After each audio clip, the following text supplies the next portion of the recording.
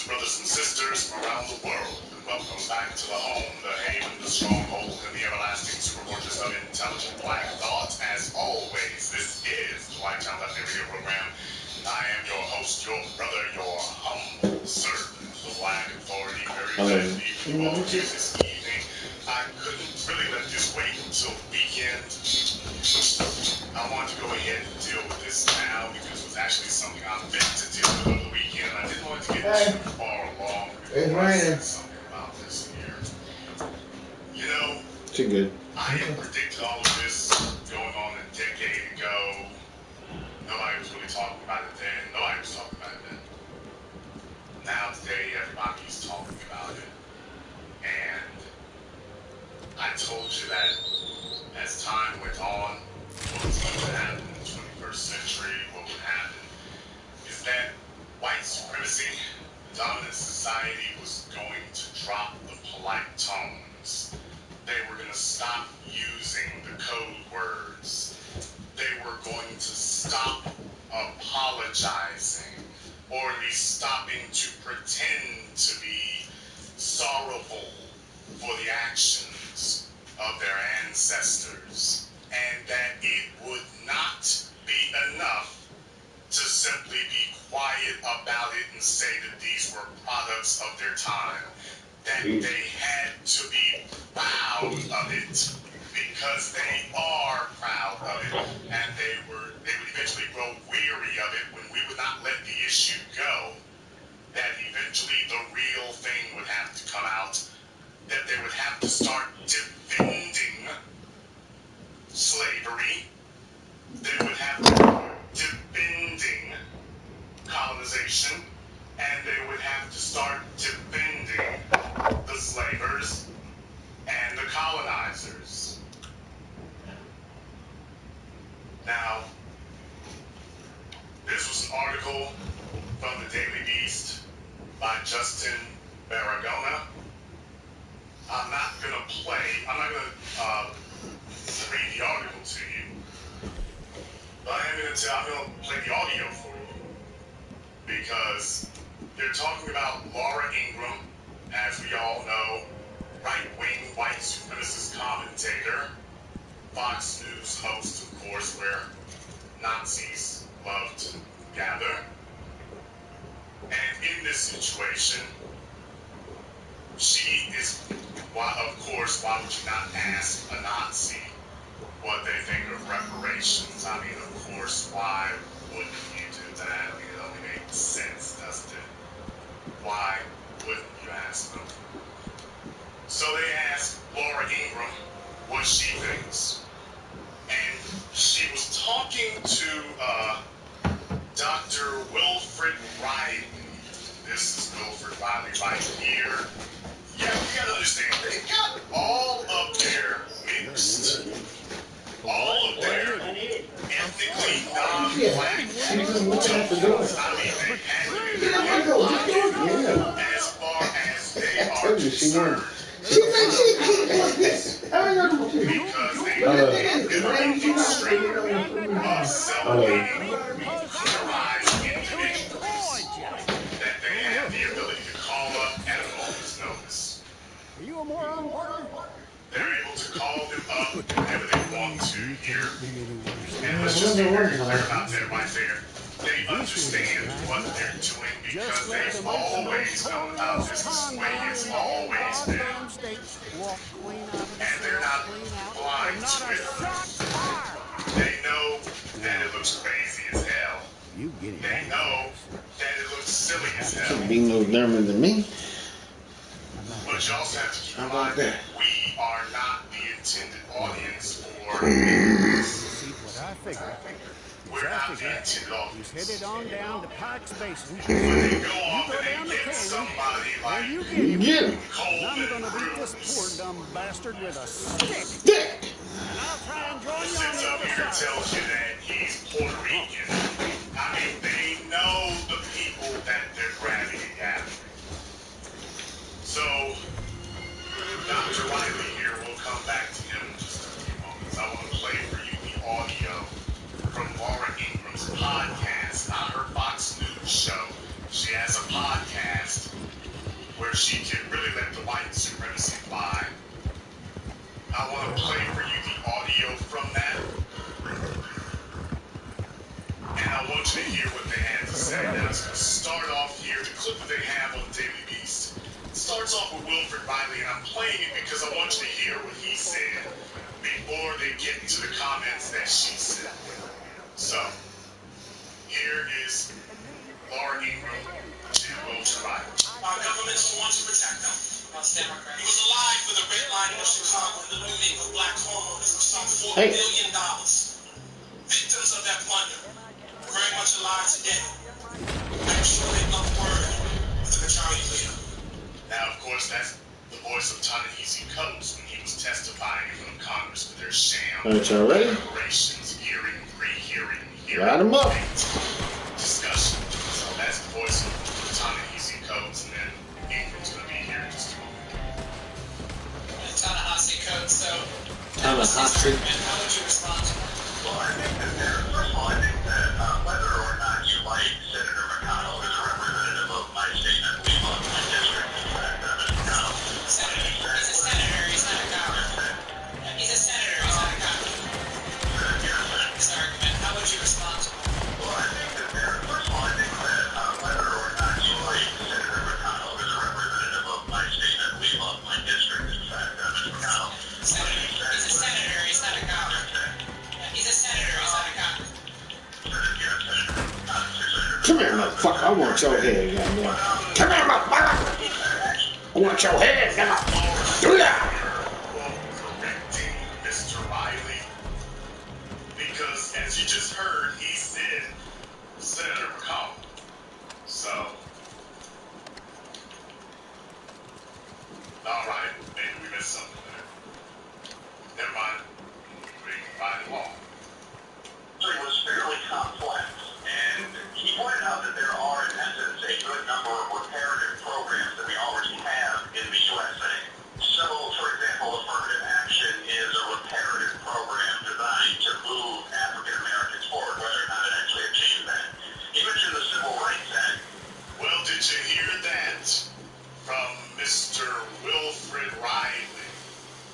He just sat there and told you that affirmative action is reparations, even if it doesn't achieve its goal.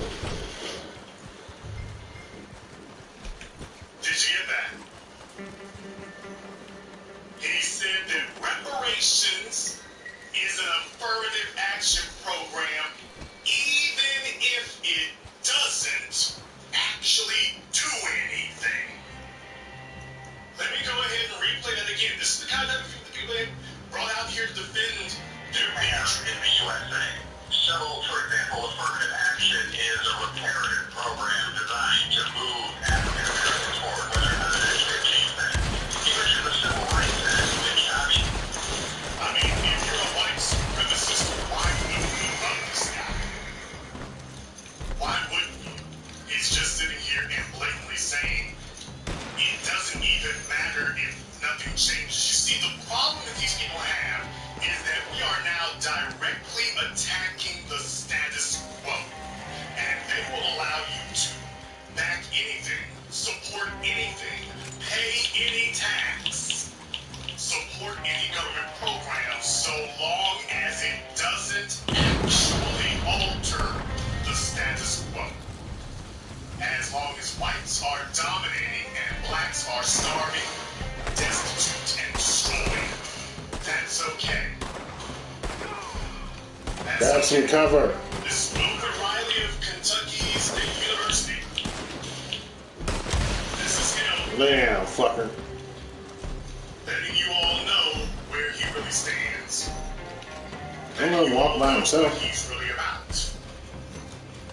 And he sounds just like Bill O'Reilly and the rest of them, which of course is why he's got a job there. Of course that's why he's got a job there. That's why these people call on him, because he talks just like them. But the guy in your screen, he's the one who's on Laura Ingram's podcast attacking black people over reparations. Now listen to what else he has to say. Now these are his words I'm playing. This is his words, not mine. obviously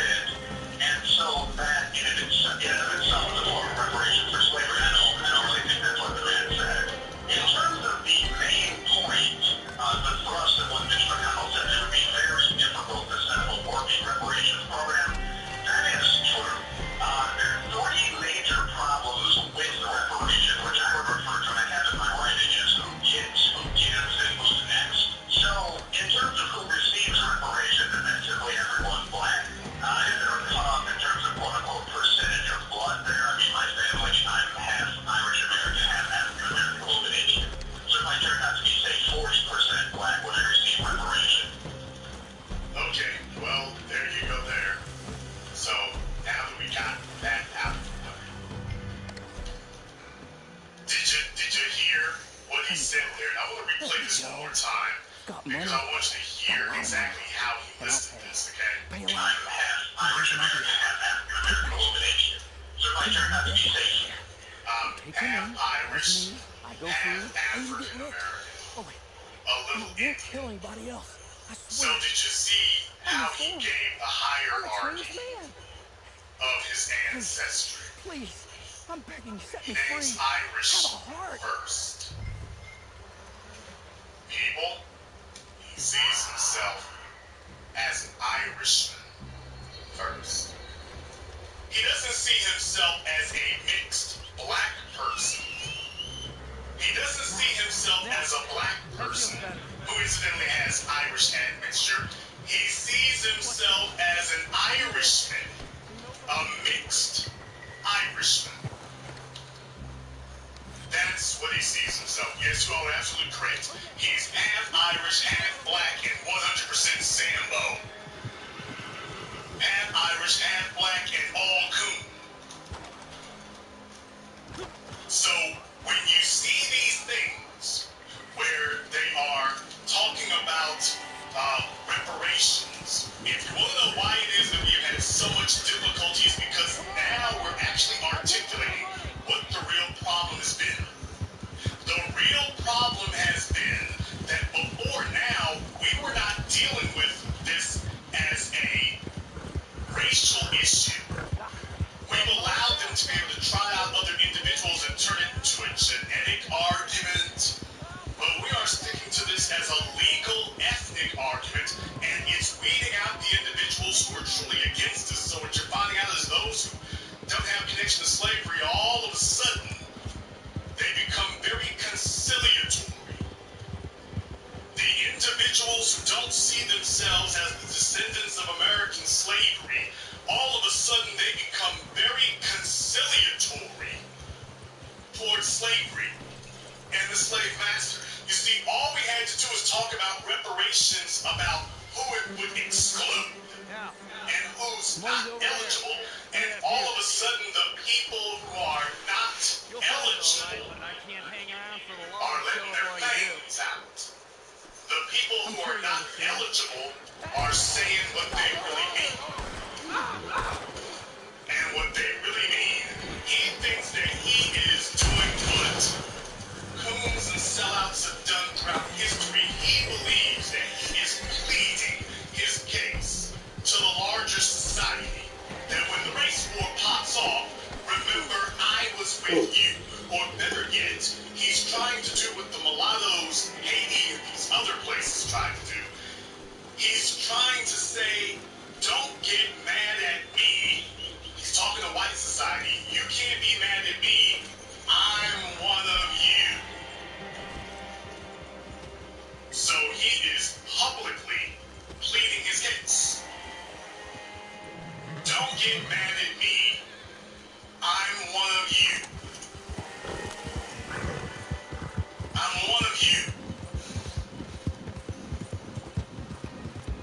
That's what he's saying. And remember what I've always taught you all. Remember what I've always taught you is one of Jason's laws. If you want to know what a black person really, truly thinks in their heart of hearts, just ask a white person to ask them the question. Sit a white person down in front of them and have them ask the questions.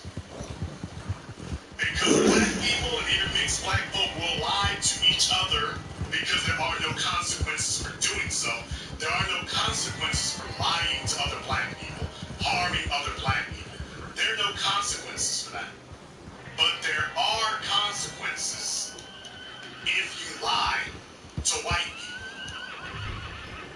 There are consequences for that if you lie to them. You got him? So Laura Ingram is asking him the questions, I recognize and he is doing exactly what people do in that situation. He's saying what you Murderous really bastard think. killed more people than I actually think this is a great Escaped figure. the gallows 3 times. If they're cut off in terms of quote-unquote Sorry, he percentage won't of face blood, justice. I mean, my family, Happy I'm he's half dead. Irish American, half That's the African main American thing. illumination. So folks So it around might here turn out can to be, say, sleep a lot 40% easier. black when they receive Here's the money I reparation. promised you. What if you are black, Thanks for but your you're help. born overseas? A fair Come on, chunk of boy. U.S. black See elite you comes later. from civilized foreign states like Brazil, Nigeria, where they receive reparations. 12% of African Americans, a figure nearly on par with that for whites, were slave owners. Historically, would they receive reparations? Okay, the next line is who pays reparations. If you're talking about something like a tax levy, would black people be taxed? I mean, would I have to pay additional money to give reparations to myself? A bit more. So he starts talking dumb. Starts playing dumb. Man. They start talking dumb, and they start playing dumb. Just that quickly. Notice he's already adopted all of the playing dumb vernacular of massa. All the right-wingers, all the racists, he's already adopted that. After he just told you he's half Irish and half black, but we can clearly see, no, he's not black at all. He is a white person who's got Negro drag on. Finally, what about the descendants of immigrants who didn't enter the United States until 100 years after slavery? A poignant one. What about the descendants of Union soldiers? So all of a sudden now, they want to start putting time limits on things. When everybody else wanted reparations, there were no time limits. When black folks showed up, all of a sudden, there are time limits. And he's not discussing Jim Crow segregation, systematic discrimination, not discussing any of that, because we are due reparations for all of the above. I just finished reading the story about a prosecutor in Mississippi, prosecuted a guy named Flowers. This black man was put on trial 6 times, with the prosecutor excluding black people from the jury 6 times until he got a jury that would convict, an all-white jury that would convict this black man for murder. There was a reason that the man was acquitted 6 times or 5 times, because they were like, the evidence isn't really good on this. Yeah, we need reparations for that. We need reparations for what exists right now. The system that has existed from 1493 until today. We need reparations for all of that. We need reparations from Jamestown to Mississippi. We need reparations for all of that. And then you get into this discussion when I say who's next about whether there is something unique about the African American case. So what about Native Americans, for example? Would that be the next reparations line? Obviously, both white and black soldiers, frankly, took this country from the Indians. Well, I mean, he jumps, this guy goes down every coon talking point. This is treason. This is a traitor from within. Or in his case, from without. When he's openly telling you, and what's so unique about the African experience in America? No, he literally said that. Let me go ahead and replay him again. He's literally saying, and by the way, what's so unique about Native Americans, for example, would that be the next about the African American case? When I say who's next about whether there is something unique about the African American case. I mean, he thinks he sounds like a lawyer up here, and he is. He's defending atrocities. And he's just literally sat here and told you, and what's so special about the African American case? Chattel slavery, meritorious manumission, one-drop laws, Thomas Jefferson, and George Washington, when they conceded that if there is a hell, they'll surely roast in it for what they've done to black people in slavery. Abraham Lincoln. I would see the superior position conceded to the white man. Jefferson Davis and the Confederacy which still exists to this very day. You want to talk about arguments, brothers and sisters, I submit to you that the Confederacy still exists to this very day. As a matter of fact, the Confederacy was never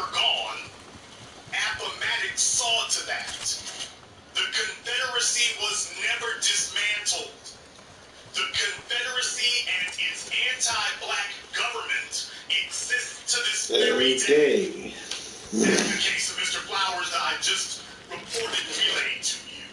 In South Carolina, the Confederate flag still flies. In Mississippi, for those, if you've traveled along Interstate 20, through Georgia and Mississippi, through on Interstate 95, through South Carolina and Virginia, on Interstate 10, through Mississippi and Louisiana, you can see the Confederate flag fly in all those states.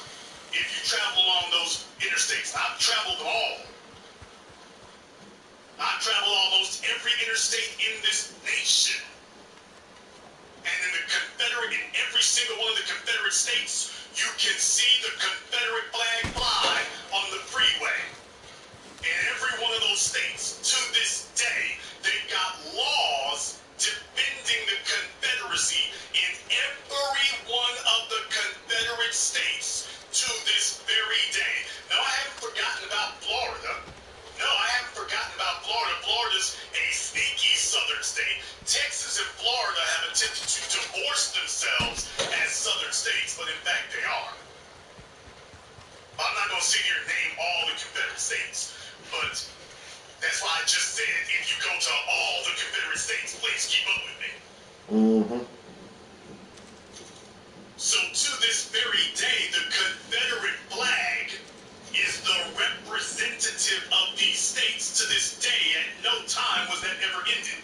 The Confederate monuments are defended, but black people are not in these very states to this very day. Native Americans have reservations. Native Americans have autonomous land. Native Americans have autonomous governments. Native Americans have autonomous laws. That's the difference between blacks and Native Americans. This guy is a doctor from Kentucky State University, and yet he doesn't know what I just said. I just outmaneuvered him with a sophomoric idiotic question that should simply disqualify him from having a PhD in anything. That he would even say, what's the difference between the black experience and the Native American experience? For him to even ask that, at this point right now, you realize they gave him a PhD. He was given one. He was given his academic credentials. I'm not sure he has a PhD, and they call him a doctor. So I'm not sure where he got his credentials from, but he doesn't qualify for them. For him to ask that question tells you they gave him his PhD, and they gave it to him because they knew that they were giving credentials to a white supremacist with some black genetic ancestry. No. Now, notice why I said those other things first. The reason why I didn't mention the casinos first is because those other things are what allow Native Americans to prosper with their casinos. They have an independent governmental structure. Therefore, power comes from within. It doesn't come from without. The Native Americans get to decide how the money is distributed. The Native Americans get to decide how the money is spent. The Native Americans are accountable to each other for how the money is spent. They don't have to go to a white government and say, why are you screwing with the numbers? Why are you gerrymandering it? Why are you allowing in white women? They don't have to fight with the white government over those things. You see, in effect, that was cutting the check because they had a game plan for what to do with it, and they had the ability to take care of it when they got started. That's the point. That's the point. So by having their own land, autonomous government, autonomous laws, when you gave something to them, when they were given the opportunity to have casinos, they were able to make them successful. So when you finally did cut the check, they were able to make such strides so quickly because of what was already in place. Now, black people are having to reverse engineer this because we don't have autonomous governments. We don't have autonomous ability. We don't have this type of autonomous structure. We don't have that. They do.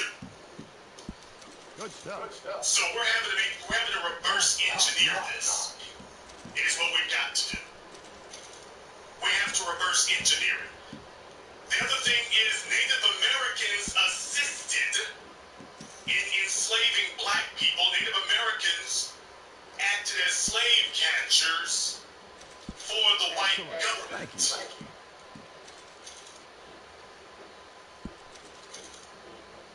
These were autonomous entities. They were collaborators. Black soldiers were operating on behalf of the white. If there were any black soldiers who were not Native Americans, I would challenge any validity of anybody making that statement. But even if there were black soldiers who went after Native Americans, they didn't do so of their own volition. They were not autonomous people acting on their own. They were acting on behalf of the white government. Now, this guy supposedly got a PhD, and I have to educate him about basic American history. I got to educate him about that. I got to educate him about that. There were no black people who operated as independent agents going after Native Americans. Native Americans were always autonomous. So if reparations are owed, it would be owed from the Native Americans to us. So thank you very much for clarifying that, Mr. Wilfred. If reparations are owed, yeah, it would be from Native Americans to us, not from the white government to Native Americans. And even if that were the case, that's a separate issue. That's got nothing to do with us. Because even if you do make the argument that the United States government owes Native Americans reparations, that the fact that the penalty that you have to pay is steep does not absolve you from having to pay it. That's the point. The fact that the penalty that you have to pay is steep does not absolve you from having to pay it. You still have to pay the penalty. You still have to pay it. So now he's trying to make the argument that, well, we shouldn't have to pay reparations because the bill would be so high. That's not an excuse. If you go off and go kill 2 white people tonight, and they tell you that we're going to put you in prison for the next 300 years, you wouldn't be able to argue, well, hey, that's a pretty stiff sentence you gave that. That's a pretty stiff sentence. Or when they put black people in prison for life for having a gram of crack cocaine, that's a pretty, you can't do that, that's a pretty stiff sentence. And that's a pretty high sentence. We haven't been able to make that argument. So how is he going to sit up here and make that argument? And I want to thank everybody who's contributed to tonight's program, through the Streamlabs and the Super Chat. Of course, we always prefer the Streamlabs because YouTube keeps 1/3 of every dollar that you give through the Super Chat. So if you have not signed up for the Streamlabs, it takes exactly 30 seconds. And that way, 100%, if you're going to contribute, please contribute all of it. Especially thank you very much, brother Maurice Soul, for your contribution. But by the way, you just gave a bunch of money to YouTube. So if you are going to contribute, try to use the Streamlabs instead. That definitely would be appreciated. If you're going to give, at least don't give it all to YouTube. Now, listen to what this guy says next. So what about the Native Americans, for example, when that defense reparations by individual black soldiers like they took this country from the aliens? Well, people would argue that the whole world, and I would, that the whole world has been reshaped by people taking other people's land. I mean, it's called conquest. I mean, Now, first of all, that's not true. The whole world was not shaped that way. In Africa, Dr. John Henry Clark spoke beautifully about how that's never been the way it works in Africa.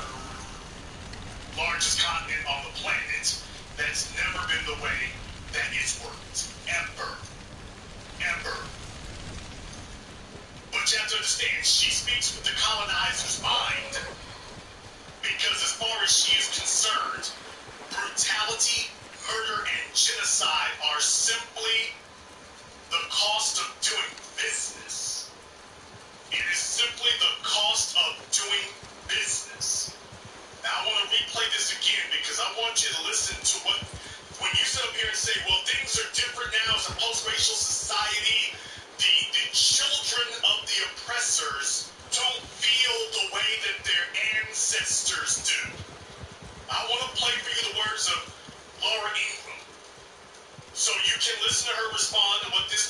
commentating the whole time here, and listen to what she has to say. Next time you think that you're going to tell somebody that, well, the children of the oppressors don't feel the way that their ancestors did, listen to what she's articulating here. And it's called, that the whole world has been reshaped by people taking other people's land. I mean, it's called conquest. I mean, it's called, the Ottoman Empire had shrink back. We had a totally different map throughout Europe and Asia. I mean, that's just not the way the world is. They want to live in a fake world where, as Trump always says, you don't get do-overs. No do-overs. That's it. And it was there was an argument sometime, I think it was 1980s, there was a quote, "You won, we lost, that's that." Around describing world politics. We won, you lost, that's that. That's just what it is. There you go. We won. You lost. That's it. It's called conquest. So anybody who would tell you that the oppressor class does not agree with the evils of their ancestors, anyone who would tell you that the oppressor class today does not identify with the sins of their fathers, you better ask Laura. Maybe you should talk to her. Because she just articulated Thomas Jefferson, George Washington, and all of the other white supremacists. Okay, I'm gonna feed this now. She just articulated all leave it there for a minute. hundreds of years later, but she just articulated all 250 years later, the spirit of white supremacist colonization that founded the United States is alive and well. And she is not defending it in an abstract way. She is saying, when she talks, she said, "We won, you lost." The subject is about slavery. I want you to understand that. She's saying that when it comes to enslaving you, we won, you lost, that's it. I want you to be clear. When she talks about conquest, she's talking about slavery. Notice that they try to use these code words. Remember, I keep reminding you, Lee Atwater taught them this. She didn't use the word slavery, she changed the word to conquest. She changed the word to conquest. The subject is about reparations for slavery. And she changed the word to conquest. That was conquest. She didn't say we enslaved you, it's we won. You lost. We enslaved you. You were enslaved. That's that. We enslaved you. You were enslaved. That's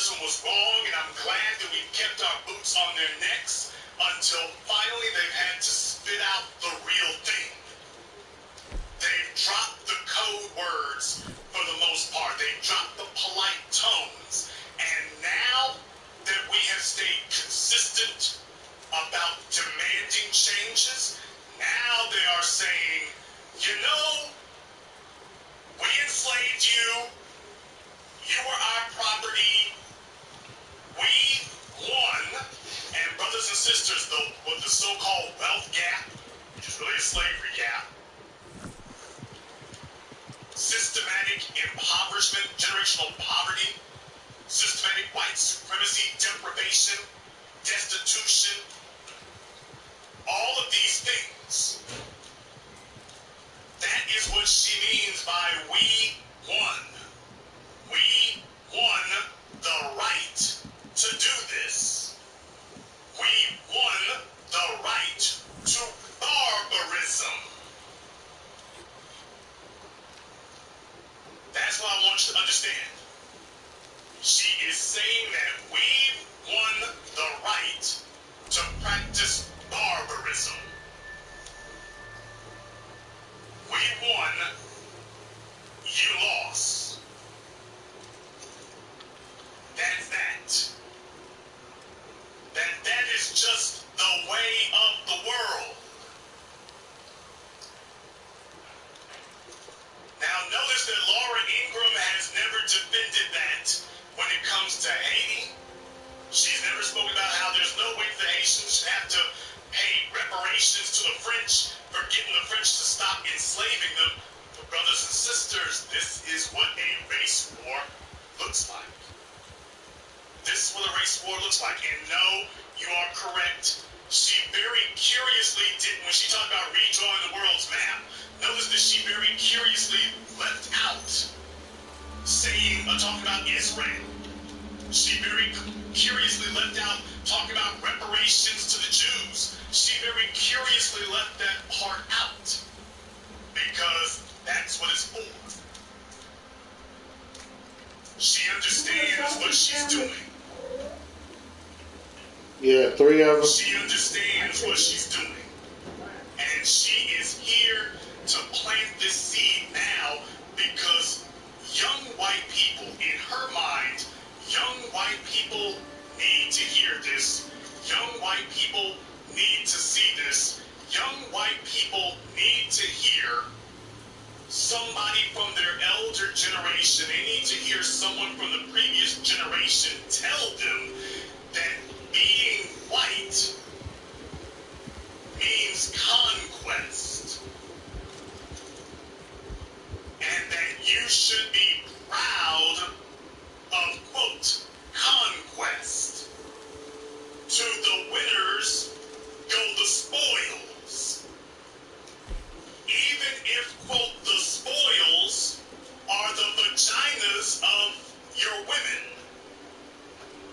That when they beat you, they have a right to the, quote, spoils of war. For those of you who were not aware, we have to remind people about the term squaw fur trappers. You have to remember, does anybody remember that term? They talk about the squaw fur trappers. Back during the colonial days, the exploratory days of this nation, Lewis and Clark and whatnot, the white men called themselves squaw fur trappers. And remember, that was a slang term for the pubic region of Native American women. So the winners go the spoils. That once they conquer, they have a right to do so, and furthermore,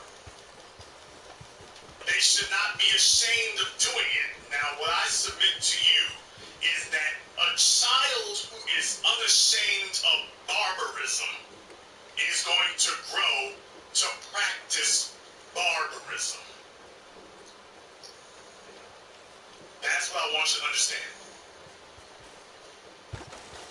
A child who is taught not to be ashamed of barbarism is going to grow into an adult who practices barbarism.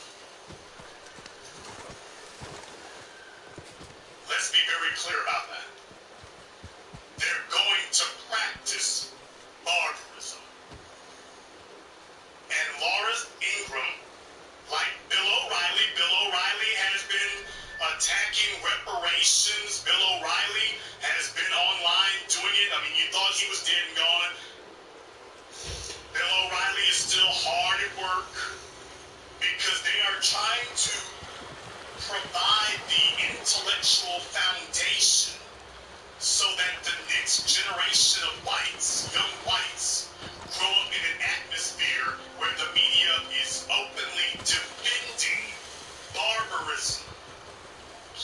understand, people. We won, you lost, that's that. She's not talking about colonies exclusively. She was referring to slavery. And the situation that we are in today is the progression of that slave system. And she's saying, well, we won, you lost, that's it. She is defending the status quo as it exists today. This is the era that we are in now. They have dropped a lot of the code words, and now they are openly defending white supremacy. Yeah, can you put some eggs in them? She's trying to conceal it under some historical with some egg? anecdote. With eggs? Yeah. You see, like, oh, well, this is what's happened in history. Okay, it's still happening today. We still exist under this system and these practices today. We're still there today. We're still there today. We're still there today. Now, I want to go a little bit further. If we are going to talk about reparations, and somebody in the chat room said that her family probably owes. Brothers and sisters, I want you to understand something. White supremacy, what funded white supremacy's global push Was slavery. was American slavery. How do you think that the United States and Britain had the ability to prevail in not one but 2 world wars? The push of white supremacy was powered by slavery. The Brits had African slaves. America had African slaves. Slavery of Africans created white supremacy. It created the white empire that exists this day. It powered their ability to take their thoughts, their religions, their ideologies, their practices, their currencies, their academic studies, whether they stole them from us or not. Those things were powered by their slavery of black people. So every white person on earth is a beneficiary of the slavery of Africans, and primarily the slavery of Africans in America. When you talk about the venture capitalists of today, what was it that made the dollar the reserve currency of the planet Earth? The slavery of Africans. For those of you who don't remember or are not aware, let me remind you, cotton was not the first cash crop. Cotton was the biggest, but it was not the first one. When I refer to Jamestown and the 13 original colonies, brothers and sisters, they didn't have cotton there. They had tobacco. Oh, they got their Pablo Escobar on. Can we just be real about it? Cotton wasn't what primed the pump of white supremacist colonization. It was tobacco. Tobacco started it. Tobacco got it started. And once the pump was primed, and once they had gotten their weight up enough to start knocking off the Native Americans, then they started expanding into other things until finally we get to cotton. Eli Whitney. And all of a sudden we got tobacco, we got cotton, yes, we got sugar cane, we got the whole nine. In Florida and Louisiana, you had sugar cane. You had sugar cane in Florida and Louisiana. You had cotton in Florida and all throughout the South. But yeah, they had a number of these types of crops. Tobacco, sugar, cotton. Remember, the soil of Europe isn't really primed to be able to grow these things, remember?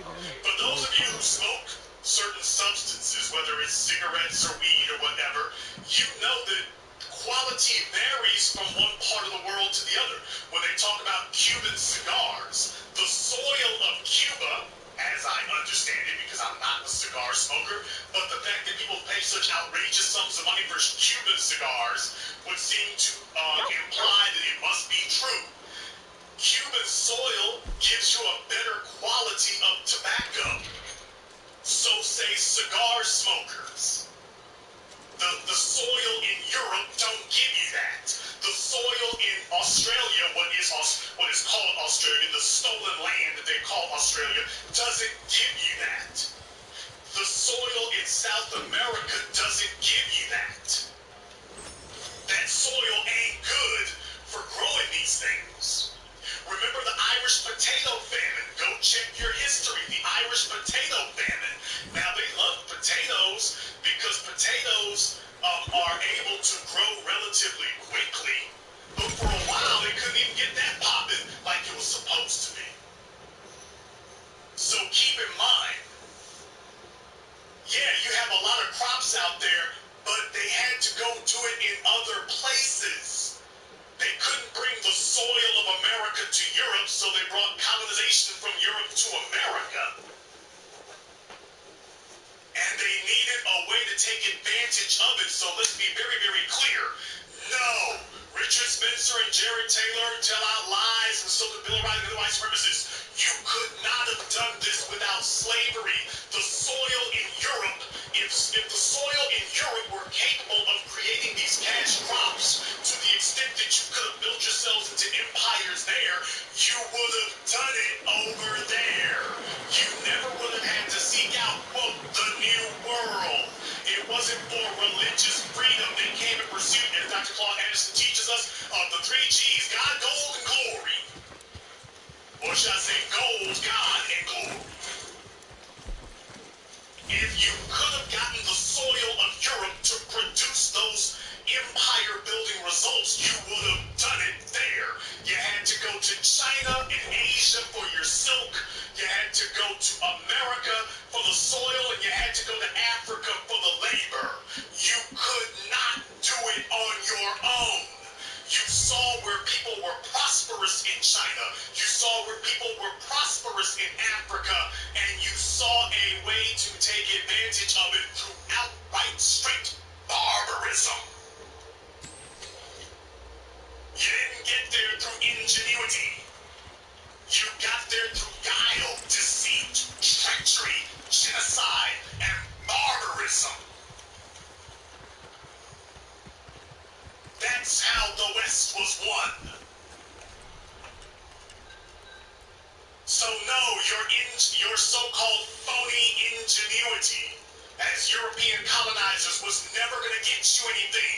If you could have done that, you never would have ended up over here. You would have been over there with the tobacco and the cotton and the sugar cane growing off the map. Europe would be a giant farm of all types of crops, but that's not the case.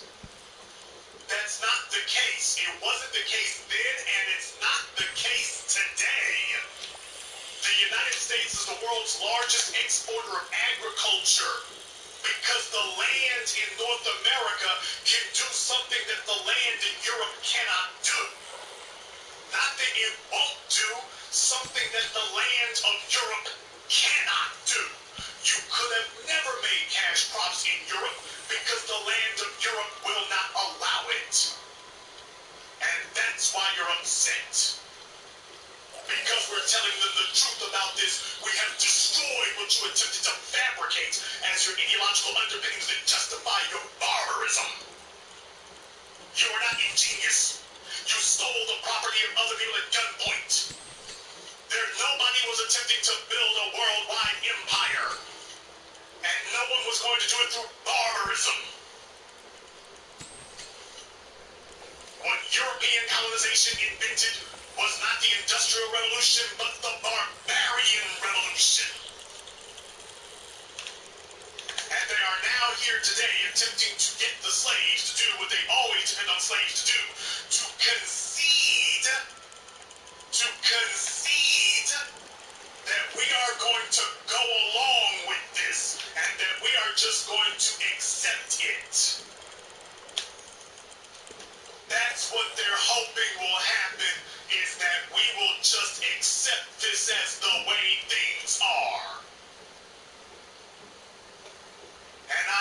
completely and utterly unwilling to do that, and I'm not going to teach any of you to accept the status quo when the status quo is barbarity and barbarism. I'm not going to teach you to accept that.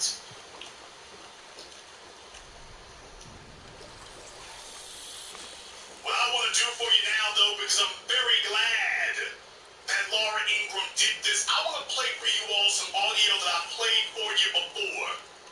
After the attacks in September 11, 2001, Paul Harvey, syndicated radio host for decades and decades. The rest of the story, Paul Harvey, he did his Get It Up and Get It Out segment, where he gave his commentary about what America, quote, should have done after the September 11, 2001 attacks. And I want you all to listen to what it was that Paul Harvey said. This is his famous, or should I say infamous, sugar candy commentary. I've been choking on something for weeks. Let's get it up and get it out for what it's worth. After the attack on Pearl Harbor, Winston Churchill said that the American people, he stood the American people, he said, and this is a direct quote, we didn't come this far because we are made of sugar candy. That was his response to the attack on Pearl Harbor. That we didn't come this far because we're made of sugar candy. And that reminder was taken seriously. And we proceeded to develop and deliver the bomb, even though roughly 150,000 men, women, and children perished in Hiroshima and Nagasaki. With a single blow, World War II was over. Following New York, September 11, Pearl Harbor, Winston Churchill was not here to remind us that we didn't come this far because we're made of sugar candy. So, following the New York disaster, we mustered our humanity. We gave old pals a pass, even though men and money from Saudi Arabia were largely responsible for the devastation of New York and Pennsylvania and our Pentagon. We called the Saudi Arabians our partners against terrorism, and we sent men with rifles into Afghanistan and Iraq, and we kept our best weapons in their silos.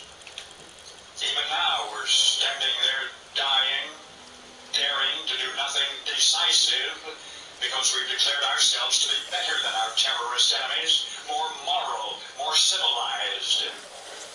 Our image is at stake, we insist. But we didn't come this far because we're made of sugar candy. Once upon a time, we elbowed our way onto and into this continent by giving smallpox-infected blankets to Native Americans. Yes, that was biological warfare. And we used every other weapon we could get our hands on to grab this land from whomever, and we grew prosperous. And yes, we greased the skids with the sweat of slaves. And so it goes with most great nation states, which, feeling guilty about their savage pasts, eventually civilized themselves out of business and wind up invaded and ultimately dominated by the lean, hungry, up-and-coming, who are not made of sugar candy. Paul Harvey, good day. Now, as you all know, I keep Paul Harvey's sugar candy commentary on speed dial. I keep that on speed dial because I want you to remember and to understand that this was what he said in the wake of the September 11th attacks. His goal was to remind white society of barbarism. That it was barbarism that created the white empire. In the words, he quoted Winston Churchill. Notice he quoted Winston Churchill, that after Pearl Harbor was attacked, Winston Churchill consoling the United States, said that he had no doubt that America would forcefully respond because America didn't get this far being made of sugar candy. That was what the words of Winston Churchill. I've got another quote from Sir Winston Churchill, noted white supremacist, that the English Navy was founded on three things: rum, sodomy, and the lash. Oh, you all didn't know that Winston Churchill said that too, huh? Okay. So over and over again, you hear them referencing barbarism as a good thing. I want you to understand that it is one thing to reference barbarism as a historical anecdote. It's quite another thing to reference barbarism as a positive, as a good thing, as something to be proud of, as something to be admired, as something to be emulated. It is quite a different thing when someone is referencing barbarism and inhumanity as positive character attributes. That's the point I'm trying to make to you here. Now, let me go back and replay what Paul Harvey said in the middle of the video. Disaster. We mustered our humanity. We were candy. So, following the New York disaster, we mustered our humanity. Now, did you hear that? Following the attacks in New York on September 11, 2001, quote, we mustered our humanity. He's saying that as a negative. Do you understand that Paul Harvey referenced mustering your humanity as a bad thing? That this was a bad thing. And that instead you should be utilizing weapons of mass destruction.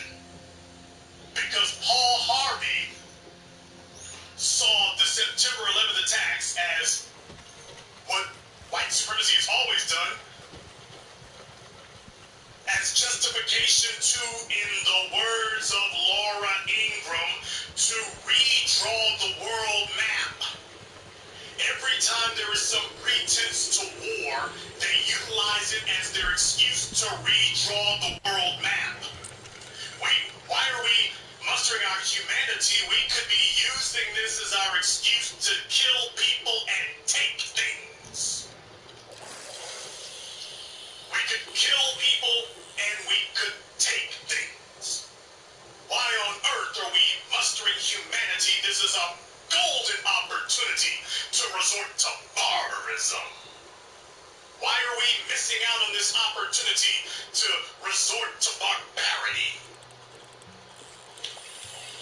Why would we do that? Why? It's reflexive now that when you see an opportunity to be a barbarian, you will be a barbarian. And that's the point that he was making. Now, I want you to hear the other thing he said. With rifles into Afghanistan and Iraq, and we kept our best weapons in their silos. Even now, we're standing there dying, daring to do nothing decisive, because we've declared ourselves to be better than our terrorist enemies, more moral, more civilized. Well, because this is just me saying it, right? This is just me saying it. Those are the words of Paul Harvey from September 11, 2001. Well, after September 11, 2001. Those are the words of Paul Harvey telling you that being moral and civilized are bad things. He's sitting there openly telling you that being moral and civilized are bad things. And please understand, you can't resort to immorality on the fly. Please understand that immorality has to be your default state.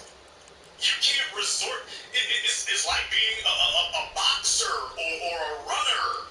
Your instincts have to be tuned towards immorality in order for you to respond to situations in an immoral and uncivilized way. So he's telling you that the response to this should be immorality and being uncivilized. That being moral and civilized are bad things. That they're bad. Does that sound familiar to somebody else? Does that sound familiar to someone else? Yeah.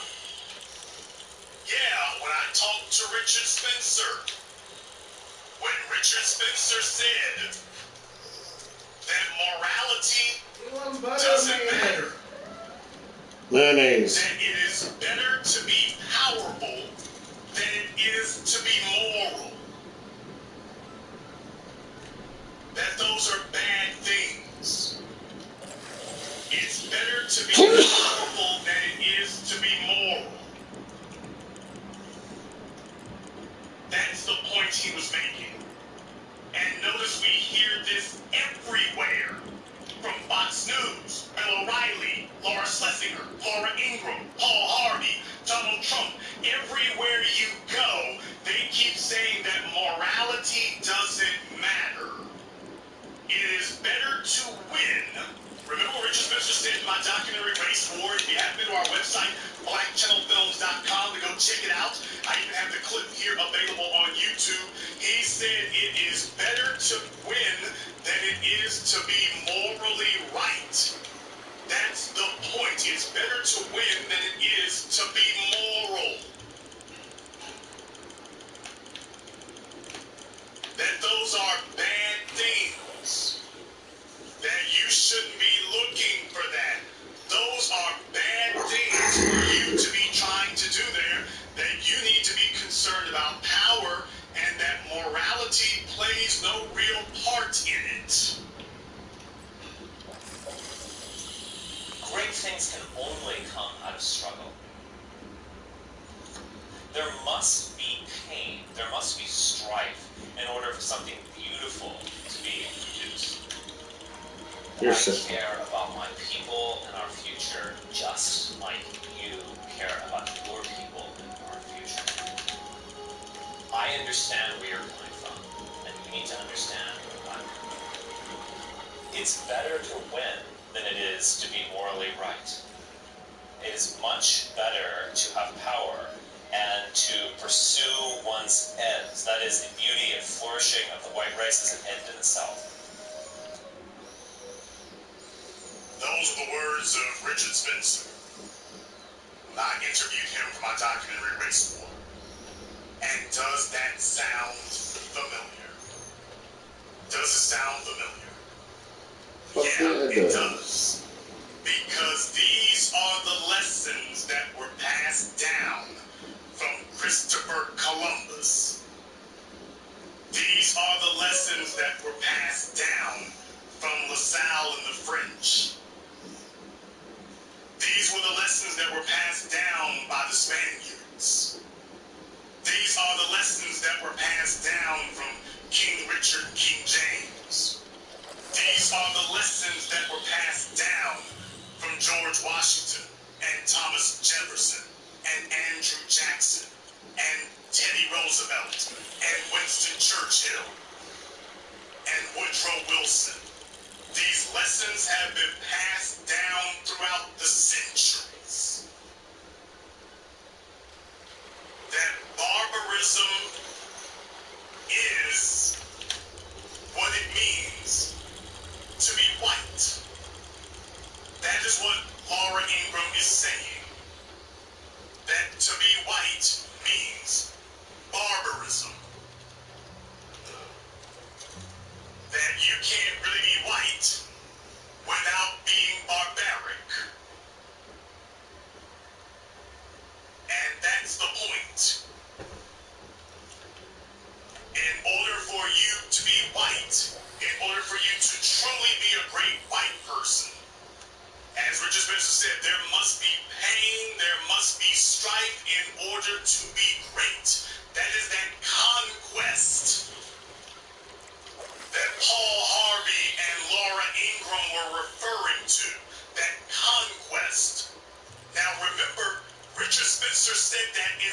to me asking him about slavery. For those of you who saw Race War, you know he responded with that when I asked him about slavery. And he said that this is how America was built. That in order to achieve anything great, there must be pain.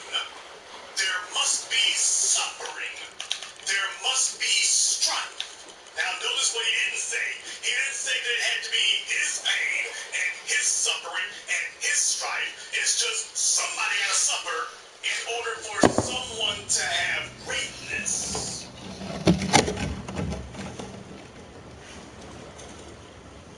Did you get that? So what he said was that somebody has to suffer in order for there to be greatness. That there can be no greatness without suffering. That was what he said to me in response to slavery. That there is going to be barbarism, there is going to be pain, there is going to be suffering, there is going to be loss, there's going to be sacrifice. Didn't say it's going to be bad, but yes, there will be.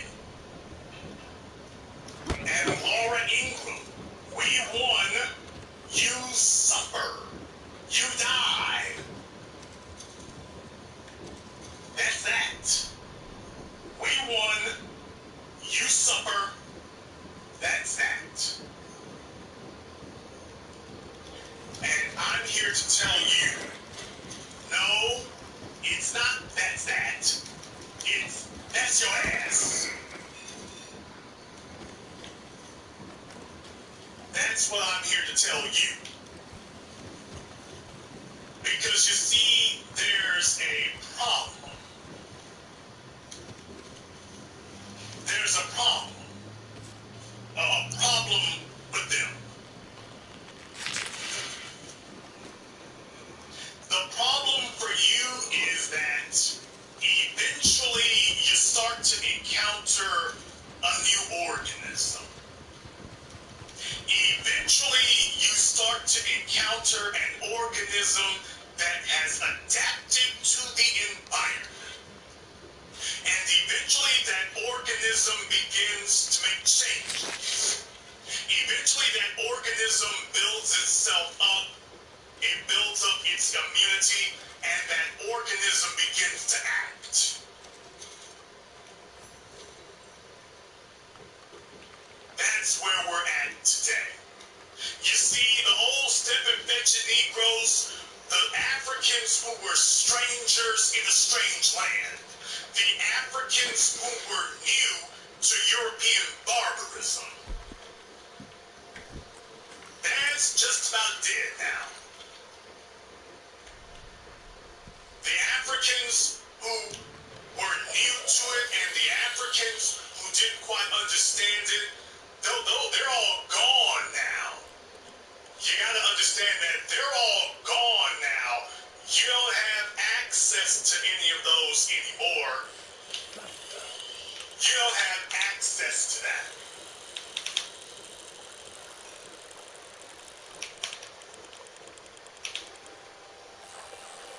I believe it was once said that Russia would not become great until roughly 100 years after the Tsar and his family were overthrown. Because it would take that long to breed out anybody who still remembered what it was like to live under the Tsar and still wanted to be there. This is why white supremacy has to constantly remind you, constantly beat you down, constantly assert its will, constantly enforce terrorism, constantly be present. This is why white supremacy has to constantly be ever present. It can never disappear. It can never vanish from view. White supremacy is not invisible so much as it is unspoken. White supremacy is very visible. We might speak of it as being invisible in a literary sense, but not a literal sense. White supremacy is everywhere. White supremacy is ever vigilant and is ever visible. I remember the words of Frank Miller from The Dark Knight Strikes Again. Freedom of speech is a wonderful thing, so long as nobody's listening. So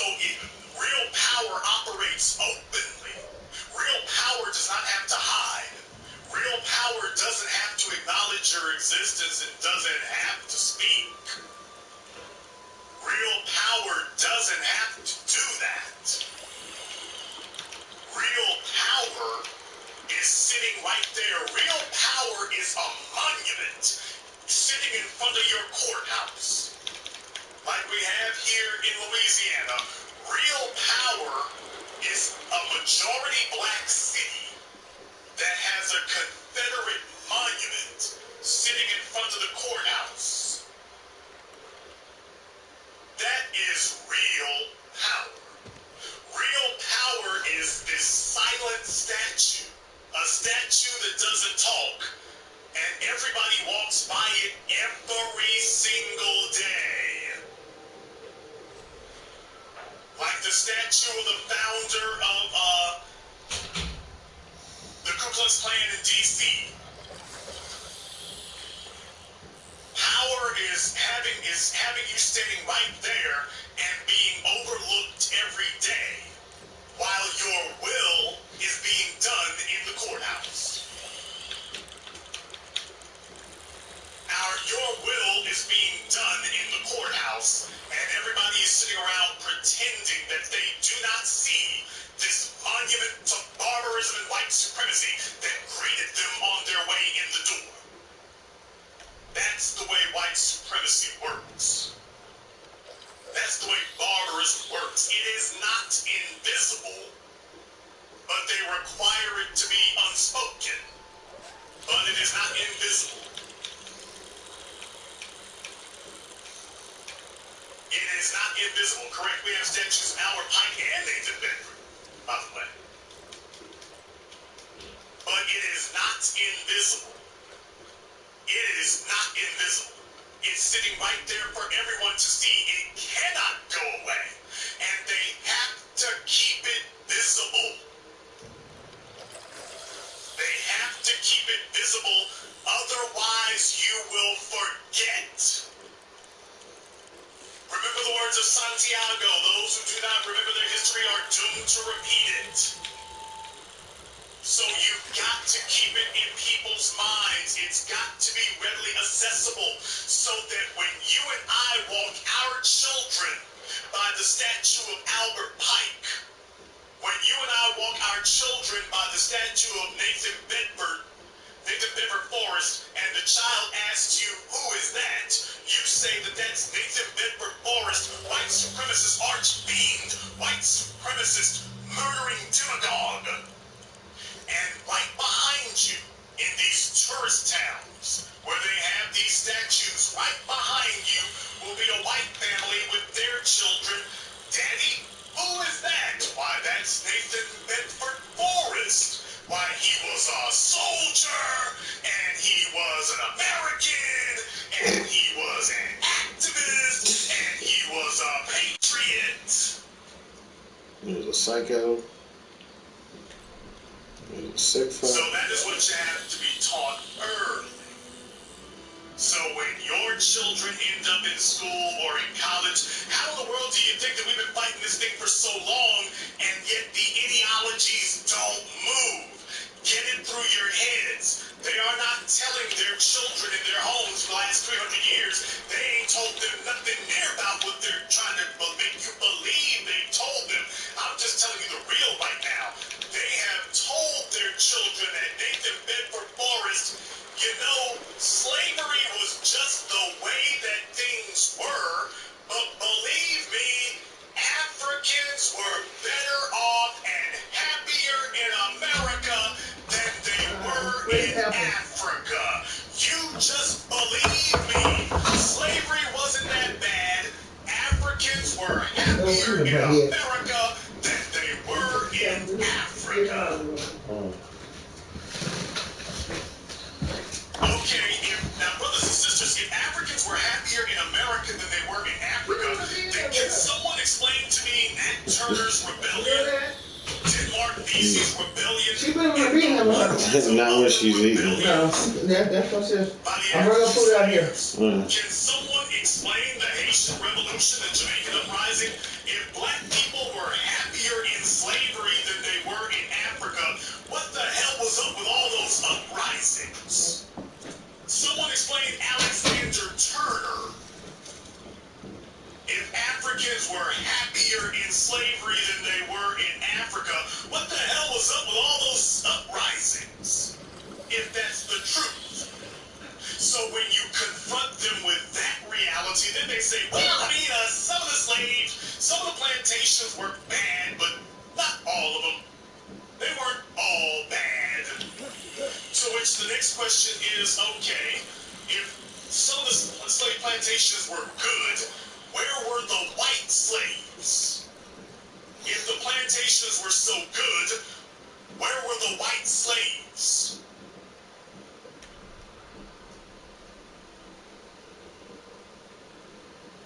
Isn't that amazing? Where are the white slaves if that's the point? If that's the case, where were the white slaves? If that's true. But understand, they teach their children these things not because it is true. Please understand that. There isn't a single white person on the face of planet Earth who truly actually believes that there were these benevolent slave masters somewhere and that their slaves were happily toiling away on the plantations and that this was just like working at Circle K. There is no white person on the face of the planet in the past or today who truly believes that. It is a greed lie that everybody tells with the hopes that you as black people will settle for that as a response and go away. Not because they actually believe it. They know what it was, and they know what it is, just like they know what George Zimmerman did to Trayvon Martin, just like they know what Timothy Loman did to Tamir Rice, just like they know what Betty Shelby did to Terrence Crutcher. They know what's going on, but these are the agreed-upon lies that allow them to sleep at night under the hope that you'll accept this feeble, ridiculous response as a suitable argument. But understand, they all know what it really is. And when they sit down at night, they understand, yeah, we're defending barbarism. We won. You lost. That's that. Remember the white supremacist lawyer who was defending George Zimmerman, who got on Twitter talking about, today we defeated stupid. This is a lawyer. I mean, Floyd Mayweather. I mean, not Floyd Mayweather. Floyd Mayweather wound up, the judge wound up putting him in jail after he slapped his lawyer on the rear end. I want to say it was Floyd Mayweather, not Chad Johnson. But slapped him on the rear end during the hearing.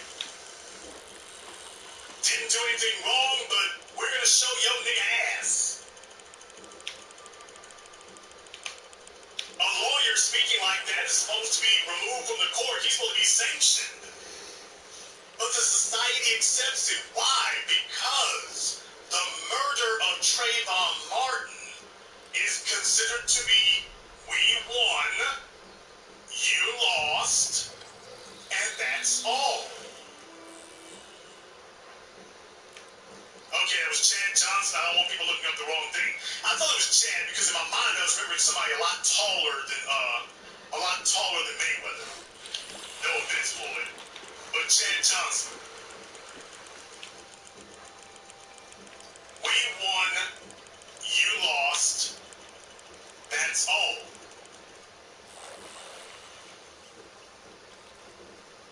We won, you lost. That's all.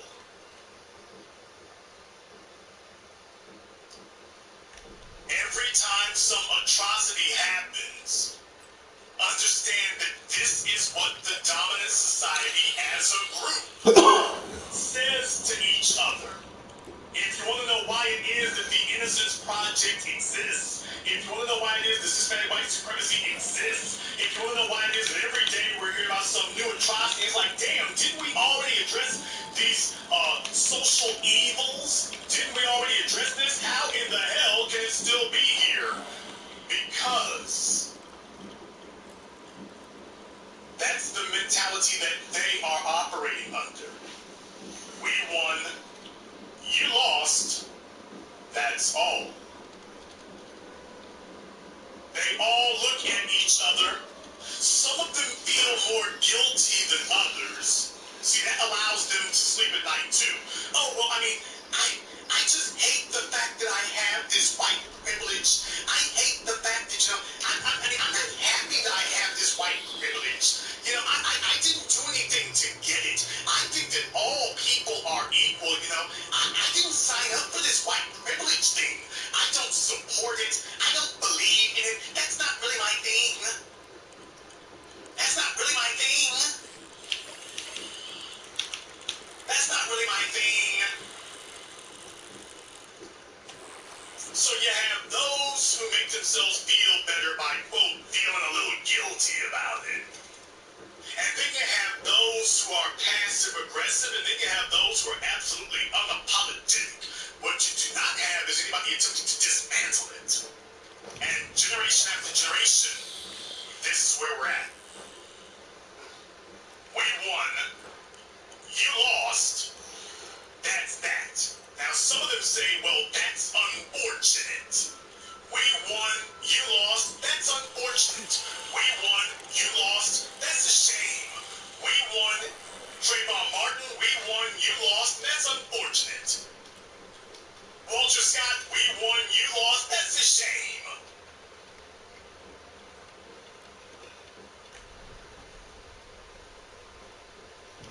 But you don't see anybody trying to dismantle it.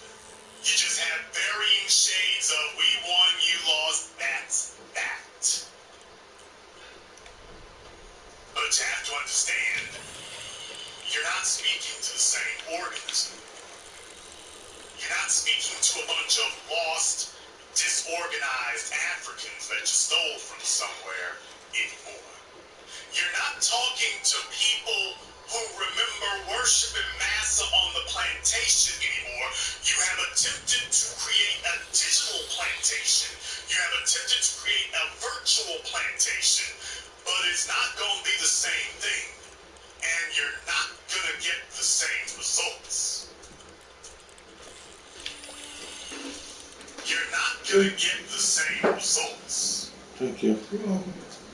And understand, right now, the reason that they are stomping on it so hard is because this time they said, well, we won, you lost, and y'all go sit down, and we didn't move. In Ferguson, we didn't move. In Baltimore, we didn't move. In Los Angeles, we didn't move. They're having places where they're speaking, but we're not moving. They're telling us, go sit down, and we ain't sitting down. They're telling us, we've done enough for you, and we're saying the hell you have. They're telling us that we've done all we're going to do, and we're saying that we're not asking for reparations, we're taking it. But that this is the new normal. So understand, they are getting super heavy right now.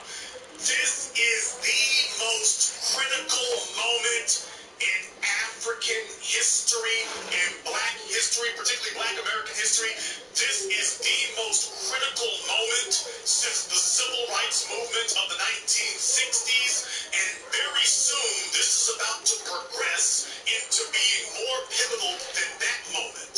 If we continue going down the road that we're on, brothers and sisters, this is about to become the seminal, most important moment since 1864. This is morphing and evolving into the most critical moment for us since the American Civil War. Only this time it's not going to be a bunch of white people claiming to be abolitionists leading it. It will be we, Black people, who are leading it. Power that came from within, not power that came from without.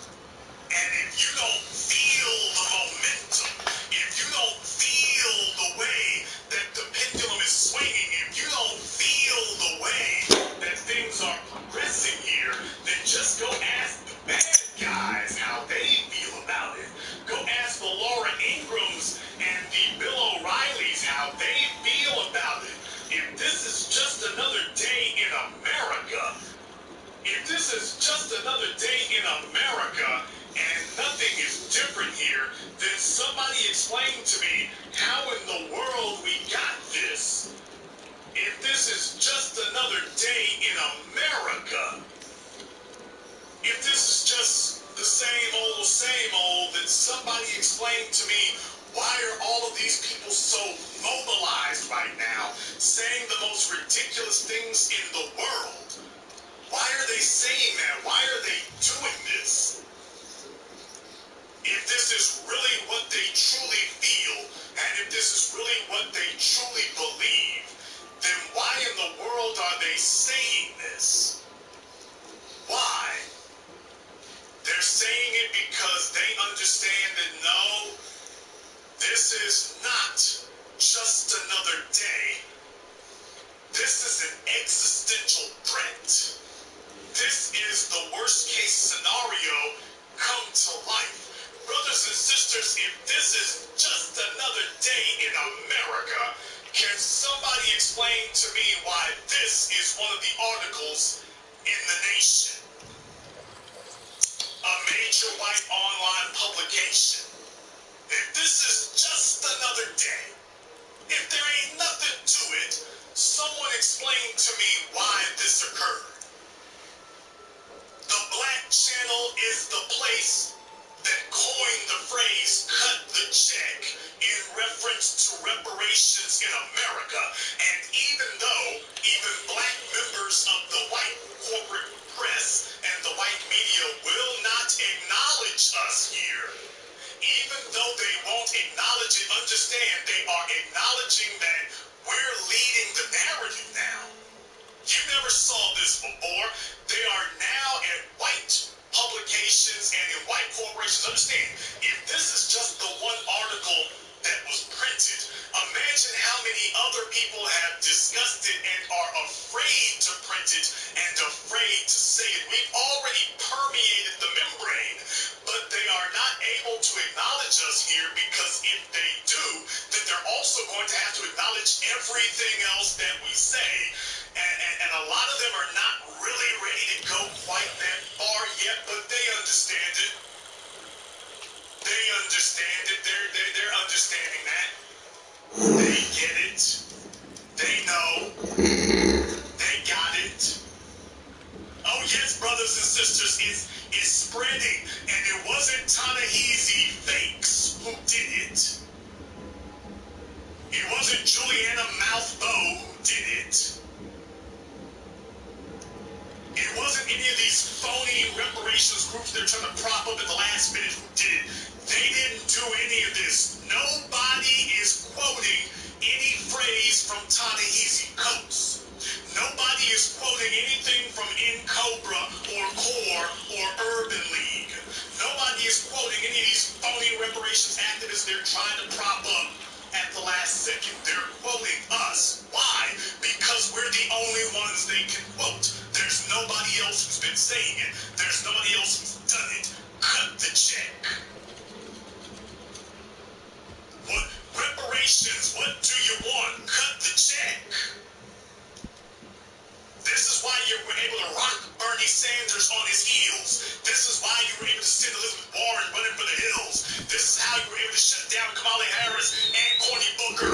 Nobody else is able to do it because you finally have the vocabulary to say it to them. When they ask what is reparations, you say cut the damn check. You don't have to sit there and mumble through it. Cut the check. That's reparations. That's the only form of reparations. Well, why do you need a check? Because that is the way in which you stole it from us. That is the manner in which you took it from us. You took it from us in the form of money. You took it from us in the form of cash. You must return it to us in the form of cash. You extracted resources from us and converted it to cash. You will now return it to us. Reparations must be in cash because that is what you took from us.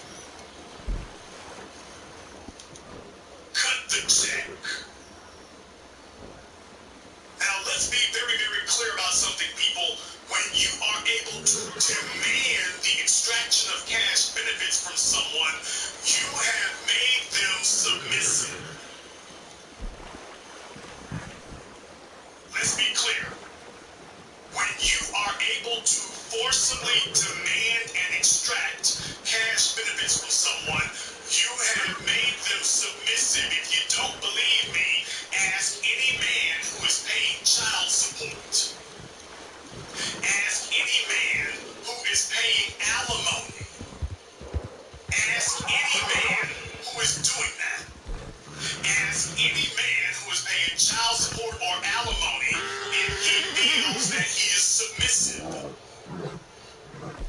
When it's time for you to pay your taxes every year, every 2 weeks, you tell me if you feel that you are submitting to the government. You tell me if that feels like an act of submission to you, or if you feel like you are equals.